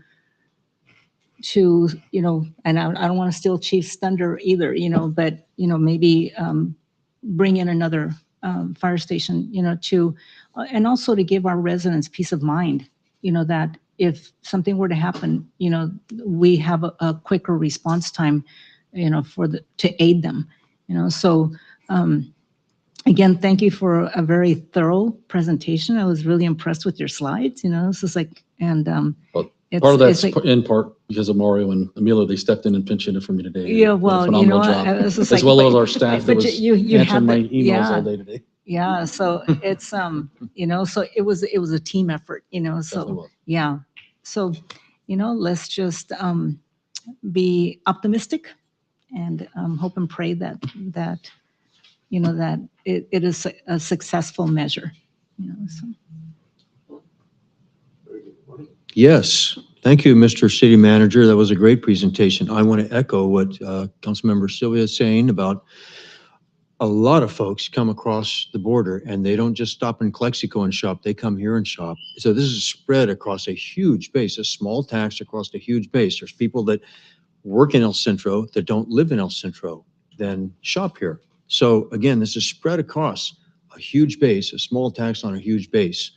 But I want to speak to, it was 24 sworn officers and 11 civilian officers. We don't have the budget to do that now. If we had that, I don't know if you want to speak to this, you'd like to have Chief Brown speak to this, but to tell us the difference between what we have now and what we're looking at with this tax with another 24 sworn officers and 11 civilians. That's just at the police station. I'll If speak I briefly to him. If the understand that chief wants to correctly. come up and add on, he's more than welcome to. Not to put him on the spot there. I think first and foremost, one of the things that is lacking today that we've had in the past, and we don't have staffing to do at the police department, is the traffic. The amount of traffic collisions is increasing yearly. The amount of fatal pedestrian traffic collisions within our city is nationally on the higher level when compared to cities per capita. We have a very high rate of pedestrian fatalities, quite honestly. And a large part of that is a direct correlation to lack of enforcement, lack of time available for enforcement. And it's been proven time and time again throughout the police industry. And Chief, again, feel free to come up here and correct me if I'm wrong on any of this. But there's a direct correlation between enforcement and reduction in traffic collisions. And as officers are taxed more and more with the day-to-day operations, I will tell you, back in the early 90s, we had 52 sworn positions. 52. We have 54 sitting here today in 2026 Wow. that are How many years ago was this again? Early 2000s. Wow, And 26 years. Maybe even back further than that. 20 years, yeah. It's been going on. 48 in 1987. Wow. Yeah. So if Now you we're look at 52. the size of the city at that time, it's approximately 7.5 square miles. We're nearing 12 square miles now. And we're growing, hopefully, not quite as quickly as we want to, but staff is certainly doing their best to ensure that we continue our growth. And so if you look at the number of officers per shift, 4 or 5 officers per shift plus a supervisor, and then the 11 square miles they have to cover divided by the total calls for service. Exactly. Staffing spread very thin. So what I would suspect if the chief were standing here, and if I were still the chief, I would tell you, is that the 24 officers is significant to proactive law enforcement, meaning the ability to go out there and not just solve crimes, because they're doing a heck of a job with that right now, but to be able to prevent things from happening, such as the traffic collisions we're talking about. There's also a whole violent crimes aspect of things, crimes against people and everything else that my personal vision, and I believe, and again, I don't want to speak for the chief, so maybe I'm throwing under the bus here, but I believe we share the vision, and that is of a violent crime task force, not solely manned by El Centro Police Department personnel, but shared by other task force members from other law enforcement agencies. And again, those are things that would allow us to be a little more proactive and less reactive to a number of things. And then, quite honestly, the men and women that are there, the 4 or 5 officers that are out there every single day and every single night, 24 hours a day, 7 days a week, they need a little bit of a break. They need some additional help. We need to be able to divide the calls for service. I know that when Mayor Crankshaw and I were both on patrol many years ago, that we were used to having 6 or 7 officers per shift. And that's not necessarily the case now. There's a number of reasons for that. But, as we progress and as technology evolves, there's a large need for additional personnel. Yeah. Then along with that comes the civilian side of it. For every report you write, somebody has to read that. Somebody has to enter the data. Somebody has to file it with the courts. And that has not been easier. It's been a lot more cumbersome due to some technology advancements at the DA's office that place burdens on us. So there is a need for additional civilian staffing. The more officers on the street, the more dispatch you have. It's all very relational. And I think I'll stop there because, again, I don't want to. Well, thank you. I appreciate that. But what I'm getting is that where we are right now is not a good position. We're pretty much our PD, speaking solely of our PD, we're pretty much reactive, no proactive. I wouldn't agree with that statement wholeheartly. What I will say is they do the best they can with the time they have Certainly. allotted for them. Yes. And they do a phenomenal job. If you follow us on Facebook at El Centro PD, you'll see the tremendous amount of work that they put in and the crimes that they do solve and the weapons they take off the street. But that's when they're available during the spare time. And we need a more proactive element to that. Is my Yes. Everybody is doing more with less these days, but you can only do so much more with a limited amount of, officers and bodies. And so to be more proactive, we'd have to step this up, and we don't have the budget to do that. And correct. And that's the theme across Parks and Recs, across Public Works, across Human Resources, across Finance. There's needs citywide. Yes. This is not specific to Thank just you. public safety, but public safety is a huge need Exactly. in itself. Thank you. Claudia? I'm just echoing the same thing. Mayor Crankshaw mentioned 48 officers in 1987, and we have 54 now.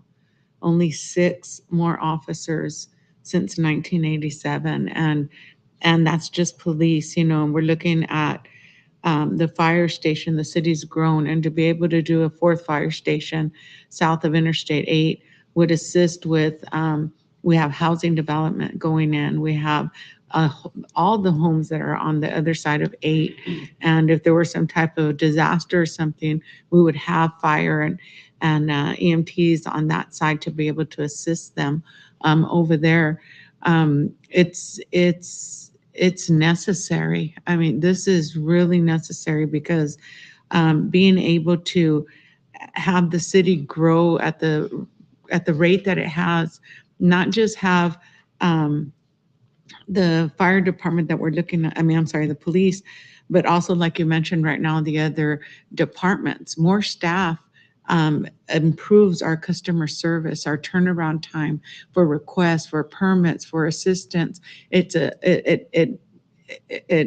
tentacles go everywhere, and we need it in order to get that service and also to beautify our city.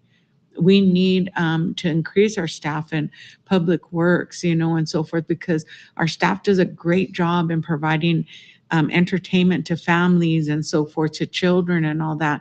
But we also need to go ahead and beautify our city again, because we can all see that it's almost an impossible task to maintain with 4 to 6 people. Yes. Trying to clean up the whole city. And we want to take pride in our city. We love our city, and we want to see it flourish. And that's why one of my pet peeves, I'll keep saying it, is I don't like to hear the term "we're fully staffed," because we're fully staffed to the 1980 standards. We're not fully staffed to where we should be today as a city. So we need to bring our numbers up to something more realistic to serve the people in our city, and not just them, but the ones that visit. Thank you for pointing that out. I think that's a couple excellent points that I'd like to expand on just briefly.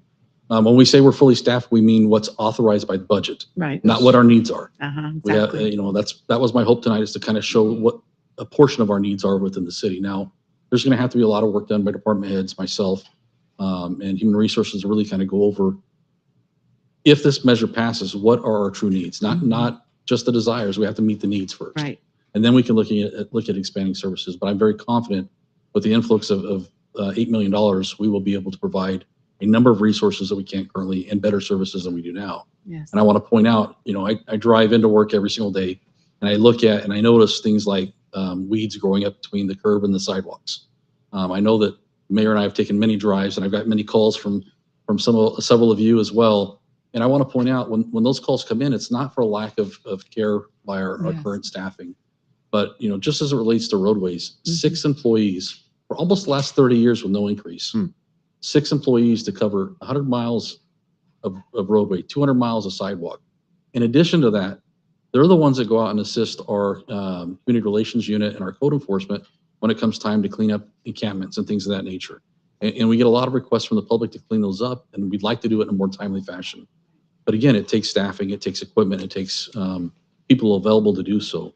So while they're out cleaning up an encampment for 3, 4, 5, 6 hours a day, that's time that's not spent cleaning up curbs, gutter, sidewalks, and overgrowth and things like that. Not patching potholes, not fixing sidewalks. They're very costly and time-consuming repairs that, quite frankly, we don't have the staffing to keep up with now, and that's reflected in your PCI and other measures. Thank you. Thank you. So my typical comment is hell no. Whenever I hear a tax, it's like, hell no. And I say that because community is kind of, especially with the landscape of what's going on out there in the news, where people are not being held accountable for the fundings that come through taxes. But being a part of this process, we get a lot of bang for the buck. One of the things that you had brought up is other jurisdictions, and we would still be down below in, and even just in our county to ask for another half-cent sales tax. One of the things that we talked about was a swell of visitors here. There were surveys, and I'm sure that those are so old, but Imperial Avenue is well over 100,000 cars a day. Just the intersection of Imperial Avenue and Main Street, over 100,000 cars. Yeah, and what that is indicative of is basically how much taxes that our services are being taxed. And absolutely, I think every one of us want a proud city, a city that, one of the reasons I stayed here so long is the people. But I would love to have the city reflect the people's sentiments, because the people are awesome. It's laid back, this is my speed, but we could do so much better. When you bring up the roadways, that's basically 11 people to take care of the freeway from here to San Diego. I misspoke, it was 6. So we're only going to do half the street. That's an inside joke as well. I've heard that before. So, but yeah, from here to San Diego daily. And so it's just incredible when you think about that. Marty was bringing up the one of the things I've seen over the 2 or 3 decades is the city continues to expand. We continue to annex, but we've never really expanded our services. We're busy. We're looking at capital projects and stuff like that. And really Measure P was really looking at that. As these bonds get worked through, we can look at elsewhere. But one of the things I had seen was a decline of proactivity. Not that they're not doing it. It's just that there's so many calls for service that it's becoming tougher and tougher. And the response times. And I know in fire, that's also been a concern of being able to cross the city back in. I mean, this city was built on one side of the freeway back when I started. Now we want a full, we're going into a full size. And then the question that I have, and since my time being on here, is, hey, I would like this done. Well, sir, would you like me to take them off of one project so we can do this project? And that's just a horrible, because obviously that project, that whatever department is on, is equally as important. So no, the answer is I don't want you to take someone off one project to do another project. I want enough people to do all the projects that we need to do in a timely manner. I think that people get really concerned that things fall on deaf ears. We don't hear what they have to say. We're never going to make that jump. When I look at this, it's needed. I'm 100% in support, but I'm 100% in support of building our services so we can give the community what we're all trying to get. Now, I love the youth sports. I think the day for living here on the sun during the summer would be wonderful to have more indoor for a variety of sports. Maybe that could be something, but really this is a service-oriented thing. And you opened your statement with, we're surviving, but do we want to thrive? Do we want to be those communities we think we can be? And I think this is a great step in that direction. And again, I wouldn't typically support a tax. No one wants any more Right. of that. Right. But in this case, for the bang for the buck that this would give the city of El Centro, it is well worth it. And it was a very good presentation. I'm sure you just probably put an hour on this or something. I wish it was that. I wish it was that case. Okay. So one thing that, I will pose, not necessarily for an answer, but more of a rhetorical question to not only you, but to the citizens of El Centro is, imagine 2016 without Measure P. We're here 10 years later. What would that look like for the city of El Centro? And I'm sure that if Andy was up here and I asked him, what does our budget look like without Measure P? He would probably fall over and grab his chest and say, you're killing me. Because you see the amount of good that Measure P does for the city, infrastructure-wise, capital outlay-wise. What I'm here today is to say that 10 years from now, I'm hoping that the city manager and the council at the time will stand here and say, what a difference this next measure made. What a difference we were able to make and what improvements we've made to the city in the last 10 years. But that has to start this year. It has to start today. We have to start planning for the future. And while we're very active in pursuing other avenues of revenue, quite honestly, they just do not keep up with the demands that we have on an ongoing basis. Agreed. And something else that came to mind when you mentioned Measure P is that it sunsets. So Correct. it's not going to last Yes. forever. Yes. We have 20 years left of Measure P. Mm-hmm. And if you're looking at building things like Fire Station 4, Right. your debt service payments are going to be increased because now they're condensed over 20 years rather than 30 years. Mm-hmm. You start looking at things like the cost of a regional sports field, regional sports park. You look at what our 2050 plan was, and it includes a convention center.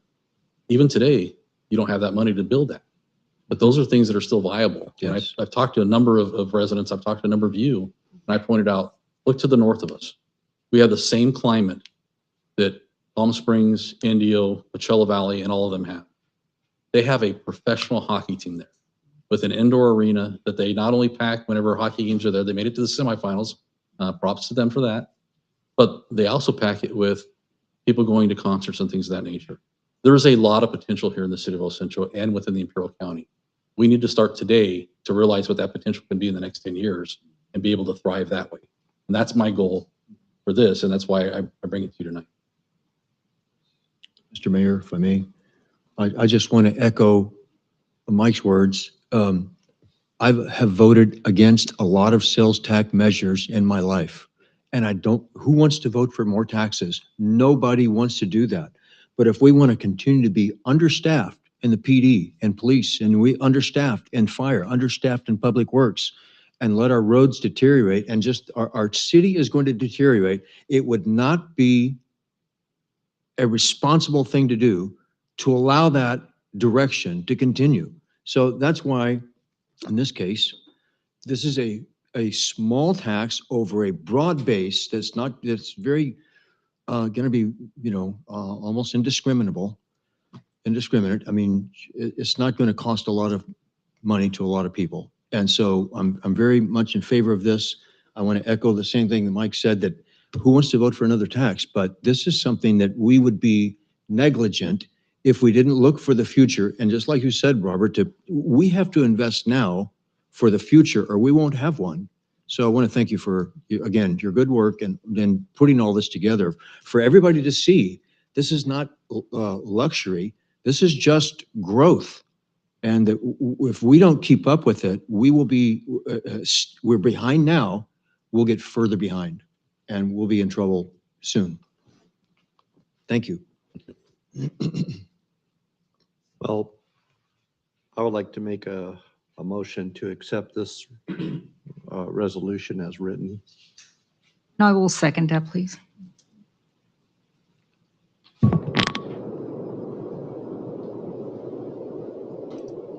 Motion passes 4-0. Thank you.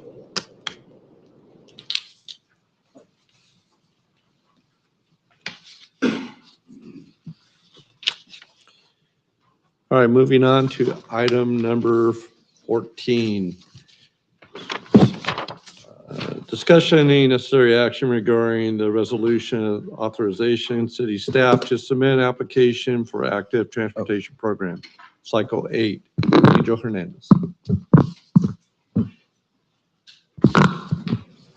Yes, good evening, Mayor, Madam Mayor Pro Tem, and members of the council. Just wait a little bit. Daniel.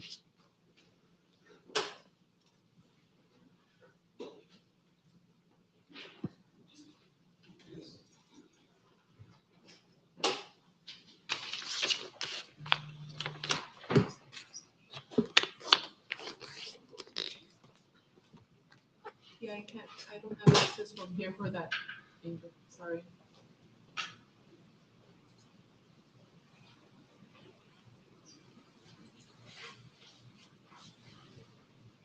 So item before you tonight is a resolution that staff is requesting that the city council consider. It's to allow us to move forward with applying for a active transportation program grant for cycle 8. This is specifically for Imperial Avenue Complete Streets Project Segment C. So if you remember, back in February of last year, the staff brought before you the Imperial Avenue Complete Streets Plan. And just to remind you, that plan was from Adams Avenue to the northern city limits, bordering our neighbor in Imperial. And what we did is we looked at we divided that thoroughfare into different sections, and depending on the section, the project team proposed different improvements. Segment C, which is the segment that I'll be talking to you before tonight, is from Lincoln Avenue to the northern city limits. So that's that section in green. And if you've driven by there, you know there's no curb, no sidewalk. There's very limited, even east-west access for pedestrians to cross the road. So we're proposing to apply. We're in the works of applying for ATP funding for that project. So just to remind everyone, this is next couple of slides are the plan sheets for segment C, the conceptuals. These are horizontal designs that were done as part of the ATP plan, was brought before the city council last year. And the main element that's incorporated is a class 1 multi-use path. So if you've driven down 18 Road between the city of Imperial and IBC, you see that there is a similar class 1 path on the north side of the road. So that's something that's being proposed on both sides of Imperial Avenue. This is a section that doesn't have any sidewalks. If you were to go on foot from Lincoln to Costco, the most practical ways would be go through people's parking lots, and it can be done, but it's not very a pleasant way to travel the area.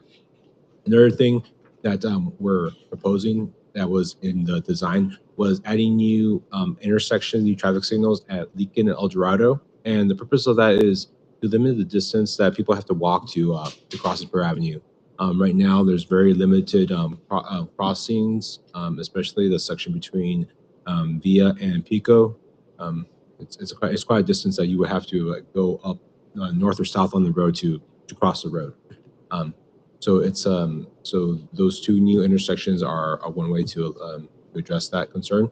And something else that was brought up during the public participation was, even if the city were to install these class 1 bike paths, or sorry, class 1 multi-use paths that be used by pedestrians and bicyclists, there's large drainage channels between it, and there would need to be some way to cross it. So the plan also proposing some bridges connecting the class 1 multi-use path to the neighboring properties. Some other things, this is the northern side of that section, is also install a new intersection at Ford Drive. So currently, this is by the Ford dealership and the Jack in the Box restaurant. It dead ends there. It doesn't connect to Imperial Avenue. And what the plan is proposing is to install a right out intersection there. And the purpose of that is to help kind of circulation in the area. It gets really congested, especially along a Creekshank in certain parts between Wendy's and the Chase Bank. So this is kind of to alleviate some of the vehicle travel, but also provide another way for pedestrians to access the businesses in the area. And just to mention, the existing intersections at Bradshaw and Creekshank would be enhanced for pedestrians. But the main element of this segment of the project is the installation of a class 1 multi-use path. So here's a kind of a 3D illustration of cross section. This is the area around the Rallies restaurant on Prairie Avenue, kind of showing you the different elements. The top screen is what's existing, and the bottom rendering is what's proposed. So staff is currently working on an ATP application.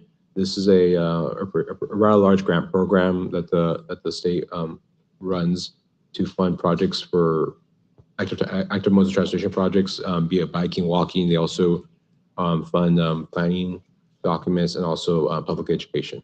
So this is a very competitive grant.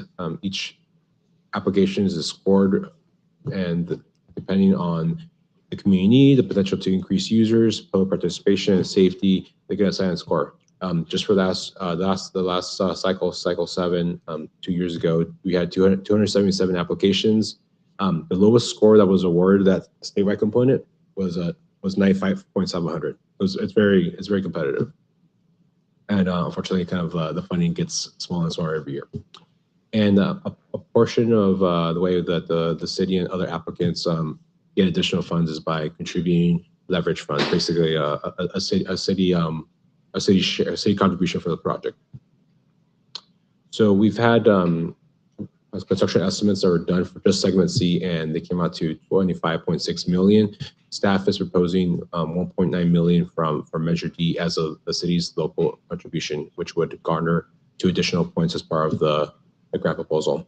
As part of the grant guidelines, for us to receive those 2 additional points, it would require a signed letter of commitment saying that the city is committing that funding if they were to be awarded, if they were to be lucky enough to get the grant.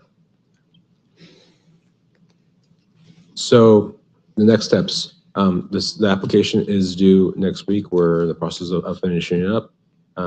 We're expecting to have the CTC staff, which is the staff at the California Transportation Commission, provide a recommendation after they scored for the statewide projects in November of this year. The other option for this project were to be awarded to be awarded from the local MPO, which is like the SCAG allotment, which is a lot smaller pot, but it might still be viable, but we won't find out until June of next year. And if it does get funded, we anticipate construction could be start during the fiscal year 28-29, and if we were also to be funded, it'd be future council actions before you, approving the grant agreement, approving any construction documents, and so forth. So staff is recommending that the council approve the resolution before you. Thank you. I can answer any questions.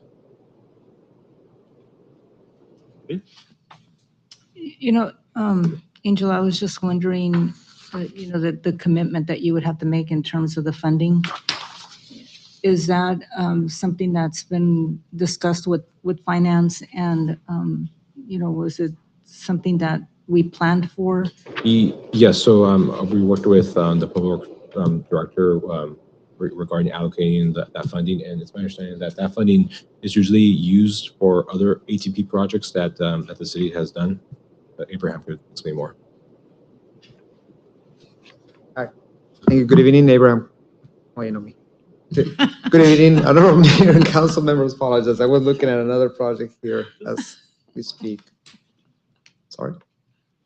And yes, and that's an excellent question. And so, as you might have noticed, when we did the budget amendment, there's a fund balance in transportation funding. So taking advantage of that, and we do keep a buffer as a reserve for things like this, when there's a outstanding opportunity to offer a match. So yes, we can absorb this under the Measure D fund.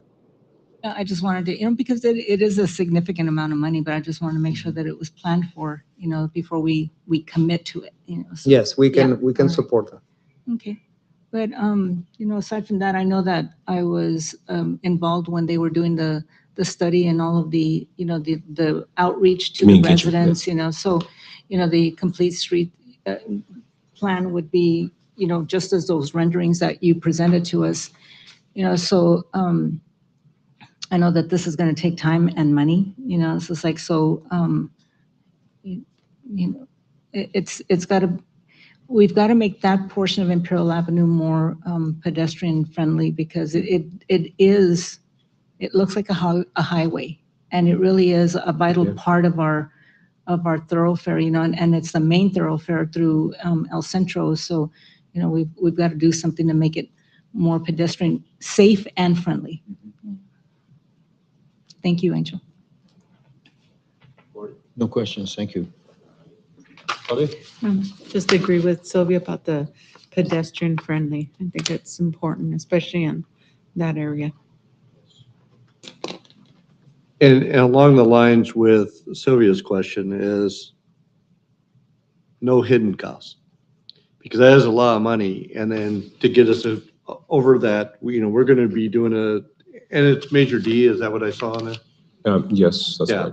So, which is great. And we do see that as a viable, but because it's such a large dollar amount and a drawn out project, my concern is by the time we get to that time, this cost is here and all of a sudden we're trying to find other dollars to marry that so we can hold up our end. So once this is locked in, is that pretty much how it would? Yes, that cost estimate does factor in, that cost estimate that you saw before, 25.6 million does factor in kind of anticipated inflationary pressures the next 2 or 3 years that was built in there. Yes. And then I saw the actual, but you're recommending that this is definitely a project that would be beneficial to our community. Yes, if just as Councilmember Marroquin mentioned, we've had a lot of community engagement, especially in the area around there, and we kind of hear stories about people making do, crossing, going through the parking areas, and some people with like limited mobility that that's something that we could just drive our car through, but if they're in a wheelchair, they're very limited about crossing that street. So that's the needs that we hear from the community. Yeah. Very good, thank you. Well, no further questions. Council, do I have a motion? Yes, I would like to motion to approve the submission of an application for an active transportation program Cycle 8 funding grant. I'd like to second that. Thank you.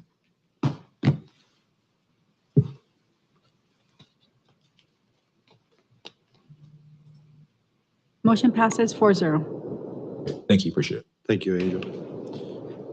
Number 15, discussion and necessary action regarding the award of extension of Imperial Avenue from Danburg to Manuel Ortiz Avenue, Phase 3, City of El Centro Project, Abraham Campos.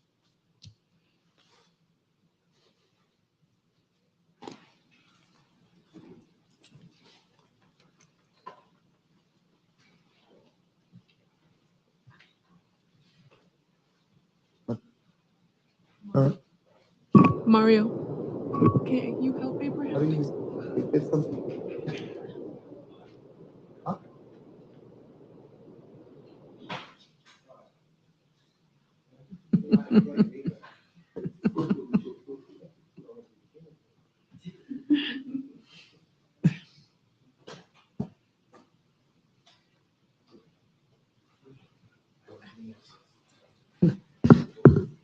All right, I guess that's telling my age now.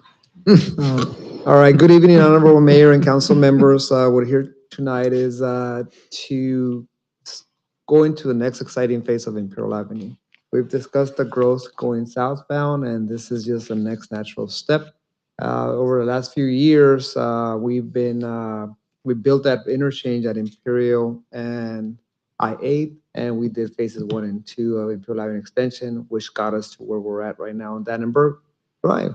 This next stage extends from its current limit on the southbound on Dannenberg Drive and takes the project a little bit further south toward Manuel Ortiz and gives service to the residential housing community south of I-8. Just in terms of the funding source, and I'll get to the project's limits and images shortly, there's no impact to the general fund.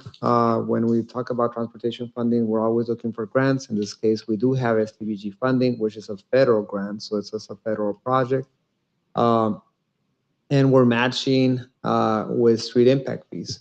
And street impact fees are paid by development when there's growth, and they can only be used for growth-related projects because, or growth, and this road is non-existent, so by its nature, it's a growth-related project. We were able to not need Measure D funds in this one, the 205, and when we originally came to City Council, requesting approval to go out to bid on this project, we anticipating the need of Measure D.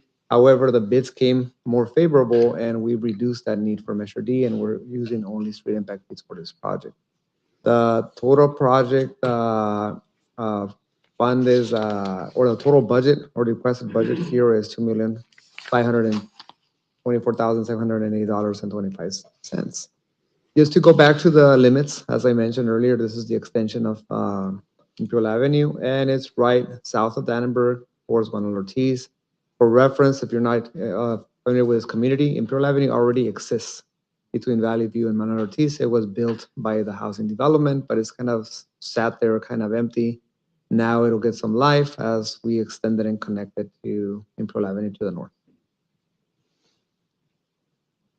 There's a look from that subdivision on Imperial Avenue that's existing south of Manuel Ortiz, and the red area shows where the new roadway will extend.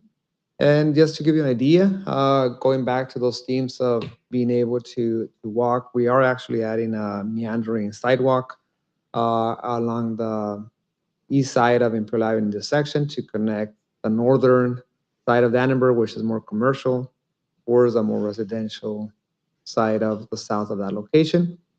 Again, Manuel Ortiz, looking north to your left, and the housing community is on the south of Manuel Ortiz. We received the bids and open bids on April 9th of 2026. Rove Engineering was the lowest bidder at $2,295,254.78, followed by Pyramid, RP Construction, and Granite. We are recommending Rove Engineering to be awarded as the low responsive bidder. So with that, we would be awarding tonight. We expect to commence construction in July. That's at the time between now and then to issue the notice to proceed. The contractor get their contracts in and to city clerk, and the contract be executed. And we're later this year, so expecting to be done with this contract.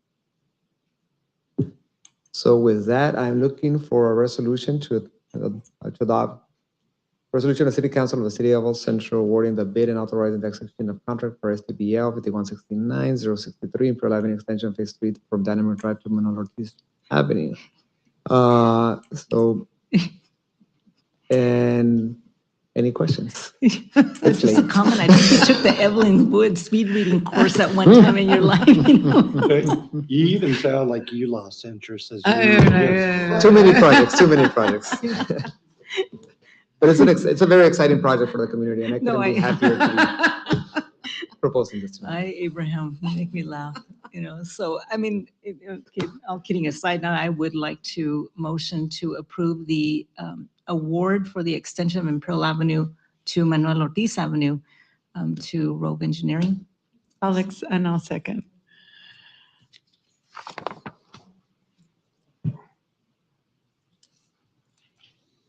Motion passes 4-0. Thank you.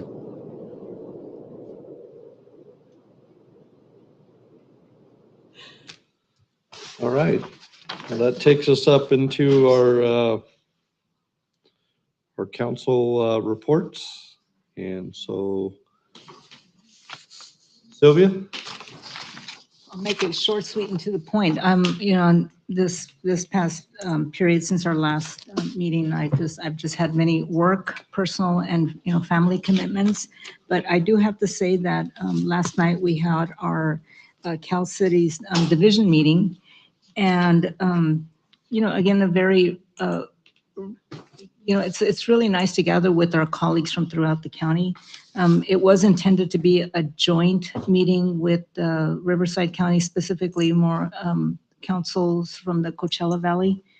Unfortunately, we didn't have any attendees, and unlike last year when we did this, we had quite a big group of us from the Valley attend the meeting in Riverside County. So, but we did have guest speakers. We had Jamie Asbury, who is the general manager of the IID, and JB Hamby, who is one of the board directors.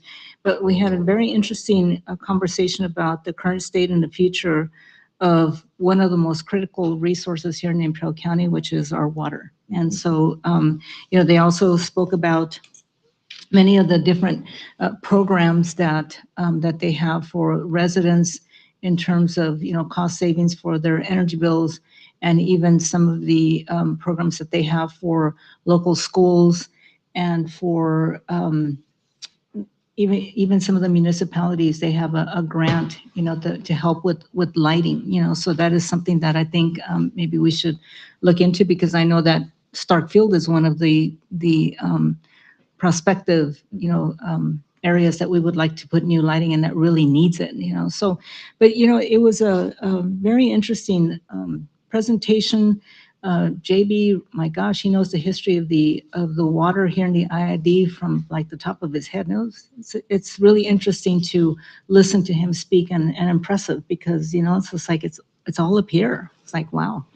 I even commented that to him afterwards. It's like, you know, and I think because I think he really enjoys, you know, studying the history of our county. So, you know, so that's all I have to report. Oh, and just wanted to mention that Senator Steve Padilla is going to be having a town hall meeting this coming Thursday. I plan to be in attendance, and hopefully we have he has a good turnout from the residents in the county, so they can also share their questions and concerns, you know, in terms of what's going on here in the county. So, all right. Thank you. Marty? Yes, so Tuesday, the 9th, we had our last Citizens Advisory Board meeting for Centinela State Prison for the summer, and we are going to have our shoe giveaway. I believe it's August 1st. It's a Saturday. And so we'll be planning on giving. So a lot of young school kids get backpack programs and things like that. But this is going to target underprivileged children from all over the valley to get a new pair of shoes before they go back to school. And the people paying for this is the prisoners in Centinela, is the impressive part. This is their desire to reach out to the public and to help young kids with this. They're very impressive. So we'll be doing that this August, probably very, very hot as we did before, but it's a great program. Then on the Tuesday, the 9th, we swore in another dispatch. So we're getting closer and closer to being, you know, leveled off there. And that's always a good thing. And a local young man, that's very impressive. So we're very happy about that. Another win. Then Thursday on the 11th, Claudia and myself went to Mexicali and visited really one of the founders, one of the, what would you say, directors of PIMSA, their maquiladora industrial complex, and is very impressive what they have in Mexicali, what they do. And so they're always looking to this side if there's a possibility to expand or to help them with logistics and shipping or storage or sales. And so they actually gave us a great program to look over. We brought it home. I gave it to Angel to look at. It's on a thumb drive, and it's really a roadmap for us to begin to derive a policy for, you know, dealing with businesses in Mexicali that want to expand. So I think it's very, you know, could be very helpful for us as well. So that was a great trip. And nobody got lost. Nobody got left behind. So the Friday the 12th, just last Friday, was a summer kickoff pool party. And it was free swim time. So there was over 1,100 people going through the aquatic center that night. And the Kiwanis had already had a fundraiser. The Ducky Derby, it was actually little ponies we had this time instead of ducks. And so they presented a $3,000 check that night. And then some of those proceeds were actually forwarded back to the Aquatic Center from that fundraiser. And with that, the staff, Becky, and the staff decided to take, it was a SpongeBob theme night. We had a SpongeBob movie that night. And so they filled 135 bags with SpongeBob themed toys and things, plus a swim card pass that's good for 14 free swims, and put one in each bag, 135 bags, given to the first 135 families that came through that night. So it was a big, big boost to our community, underprivileged kids, being able to get in free to our aquatic center, paid for by the Kiwanis and their fundraising efforts. So big shout out to the Kiwanis and all that they've done there to help our community with with the aquatic center and access to that. Then Monday the 15th, another swear-in, police department fellow from Calexico that is here now with us, employed, and another big win. Then also we had, of course, this last night, the League of Cities meeting that Sylvia presides over. And again,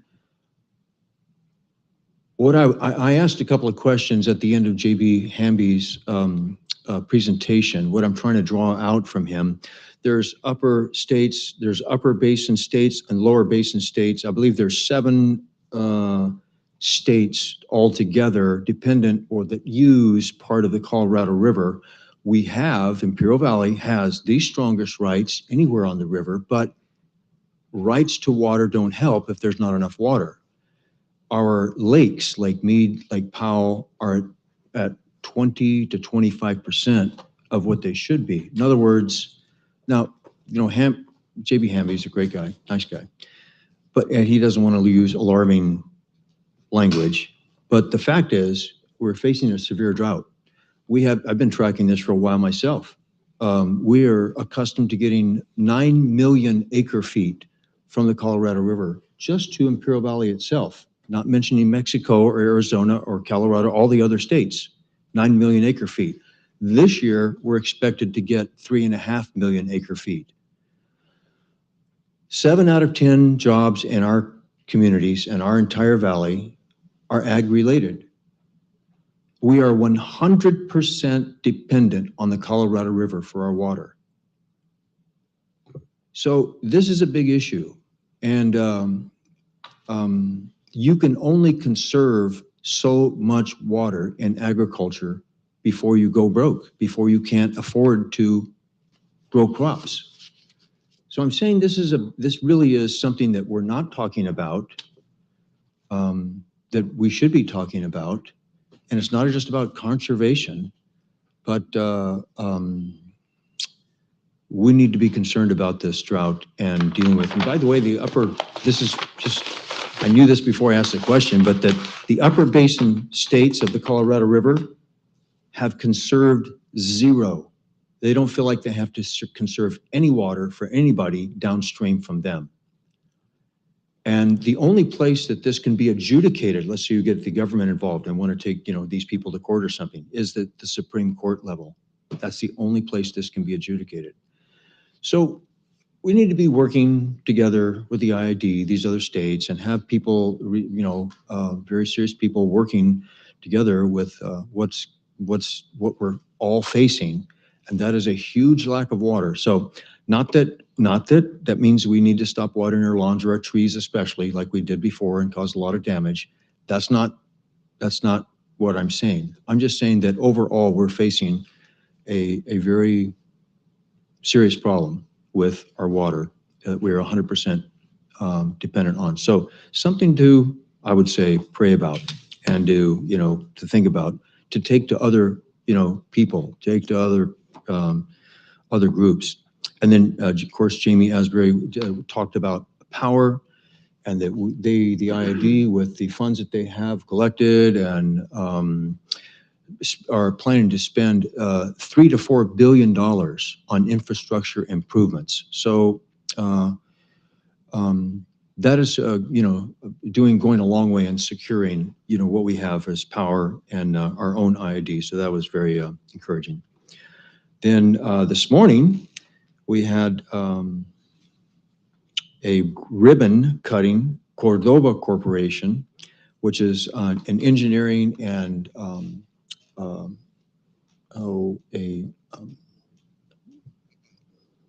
my gosh, the escape anyway, but people that are involved in industry and producing and building. They work a lot with the IID. Their main goal, their main business really is electrical and substations, high power lines, things like that. So they are working with the IID, and Dr. Raul Reese, our congressman, was there. We got to meet him, talk with him, chat with him, because he's personal friends with the CEO that is there.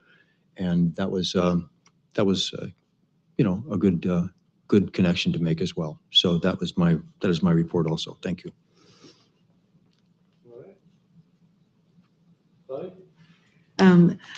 I'll just say Marty said it all. I just wanted to thank Angel for taking us across the border to our meeting to meet with our Mexican partners. And also that was a really productive meeting. Also a meeting today with Adriana and some other commercial developers. I think it's important for us to continue talks and do whatever we can to make business easier for people to be here in the city. I had the privilege of speaking to the American Legion on last Monday night, and that was a Tuesday night, I'm sorry. That was a great presentation over there, just sharing some of the things that we're doing on the Veteran Wellness Committee. Did go to the Cordova Corporation, that they're an engineering corporation, and have had some discussions regarding some extreme heat grants that hopefully we can apply for and get. That's all I got.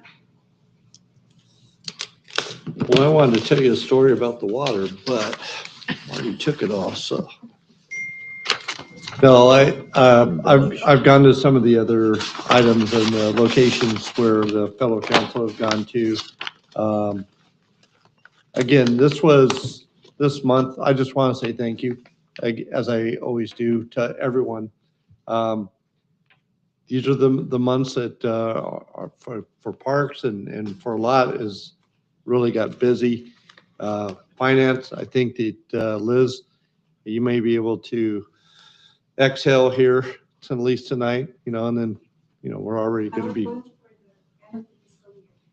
There we go. Well, we need to work on next year's budget anyhow, so, but, so good. But that's all I have. So with that, city manager report. No, we're gonna put that on a. All right, I just have a few things, and first and foremost, I say it every time, but I can't say it enough. Our staff are truly tremendous. From getting text messages from Adrienne on Sunday about meetings that are occurring on Monday, to being able to reach out to our finance director when she's on vacation, and our library director when she's on vacation, and be able to get responses and answers. It's just a testament to the commitment that our staff has to the city. I sent a private message a little while ago, thanking everybody here tonight from staff that helped with the presentation, but truly what you're seeing is a team effort. We all realize that there's shortcomings. We realize that there's a need to be able to come to you with a solution, not just a problem. And that's a team effort that's put together. So can't thank staff enough, even the firefighters. I'm kidding. But Liz, I hate to give you some bad news. You can't take a vacation until September because we have to come back. With that other presentation for council. Thank you, each and every one of you, for being very committed to making sure that we remain fiscally responsible, for working with staff amongst the pages and pages and pages of our budget to make sure you have a full understanding, and for being able to come here tonight and pass a balanced budget. So testament not only to staff, but to council as well, and past councils for their planning as well. So thank you very much. That's all I have. And a couple of buddies of mine would like to go to Mexicali. So Angel, when are you available to drive us over? I just need some times here. He specializes in crossing. Oh. Sorry. Okay, so All right. I don't think you can report that to our federal partners, though. No. No. Okay. All right, 9:10, that concludes our meeting. Thank you. Oh, gosh, I'm so hungry.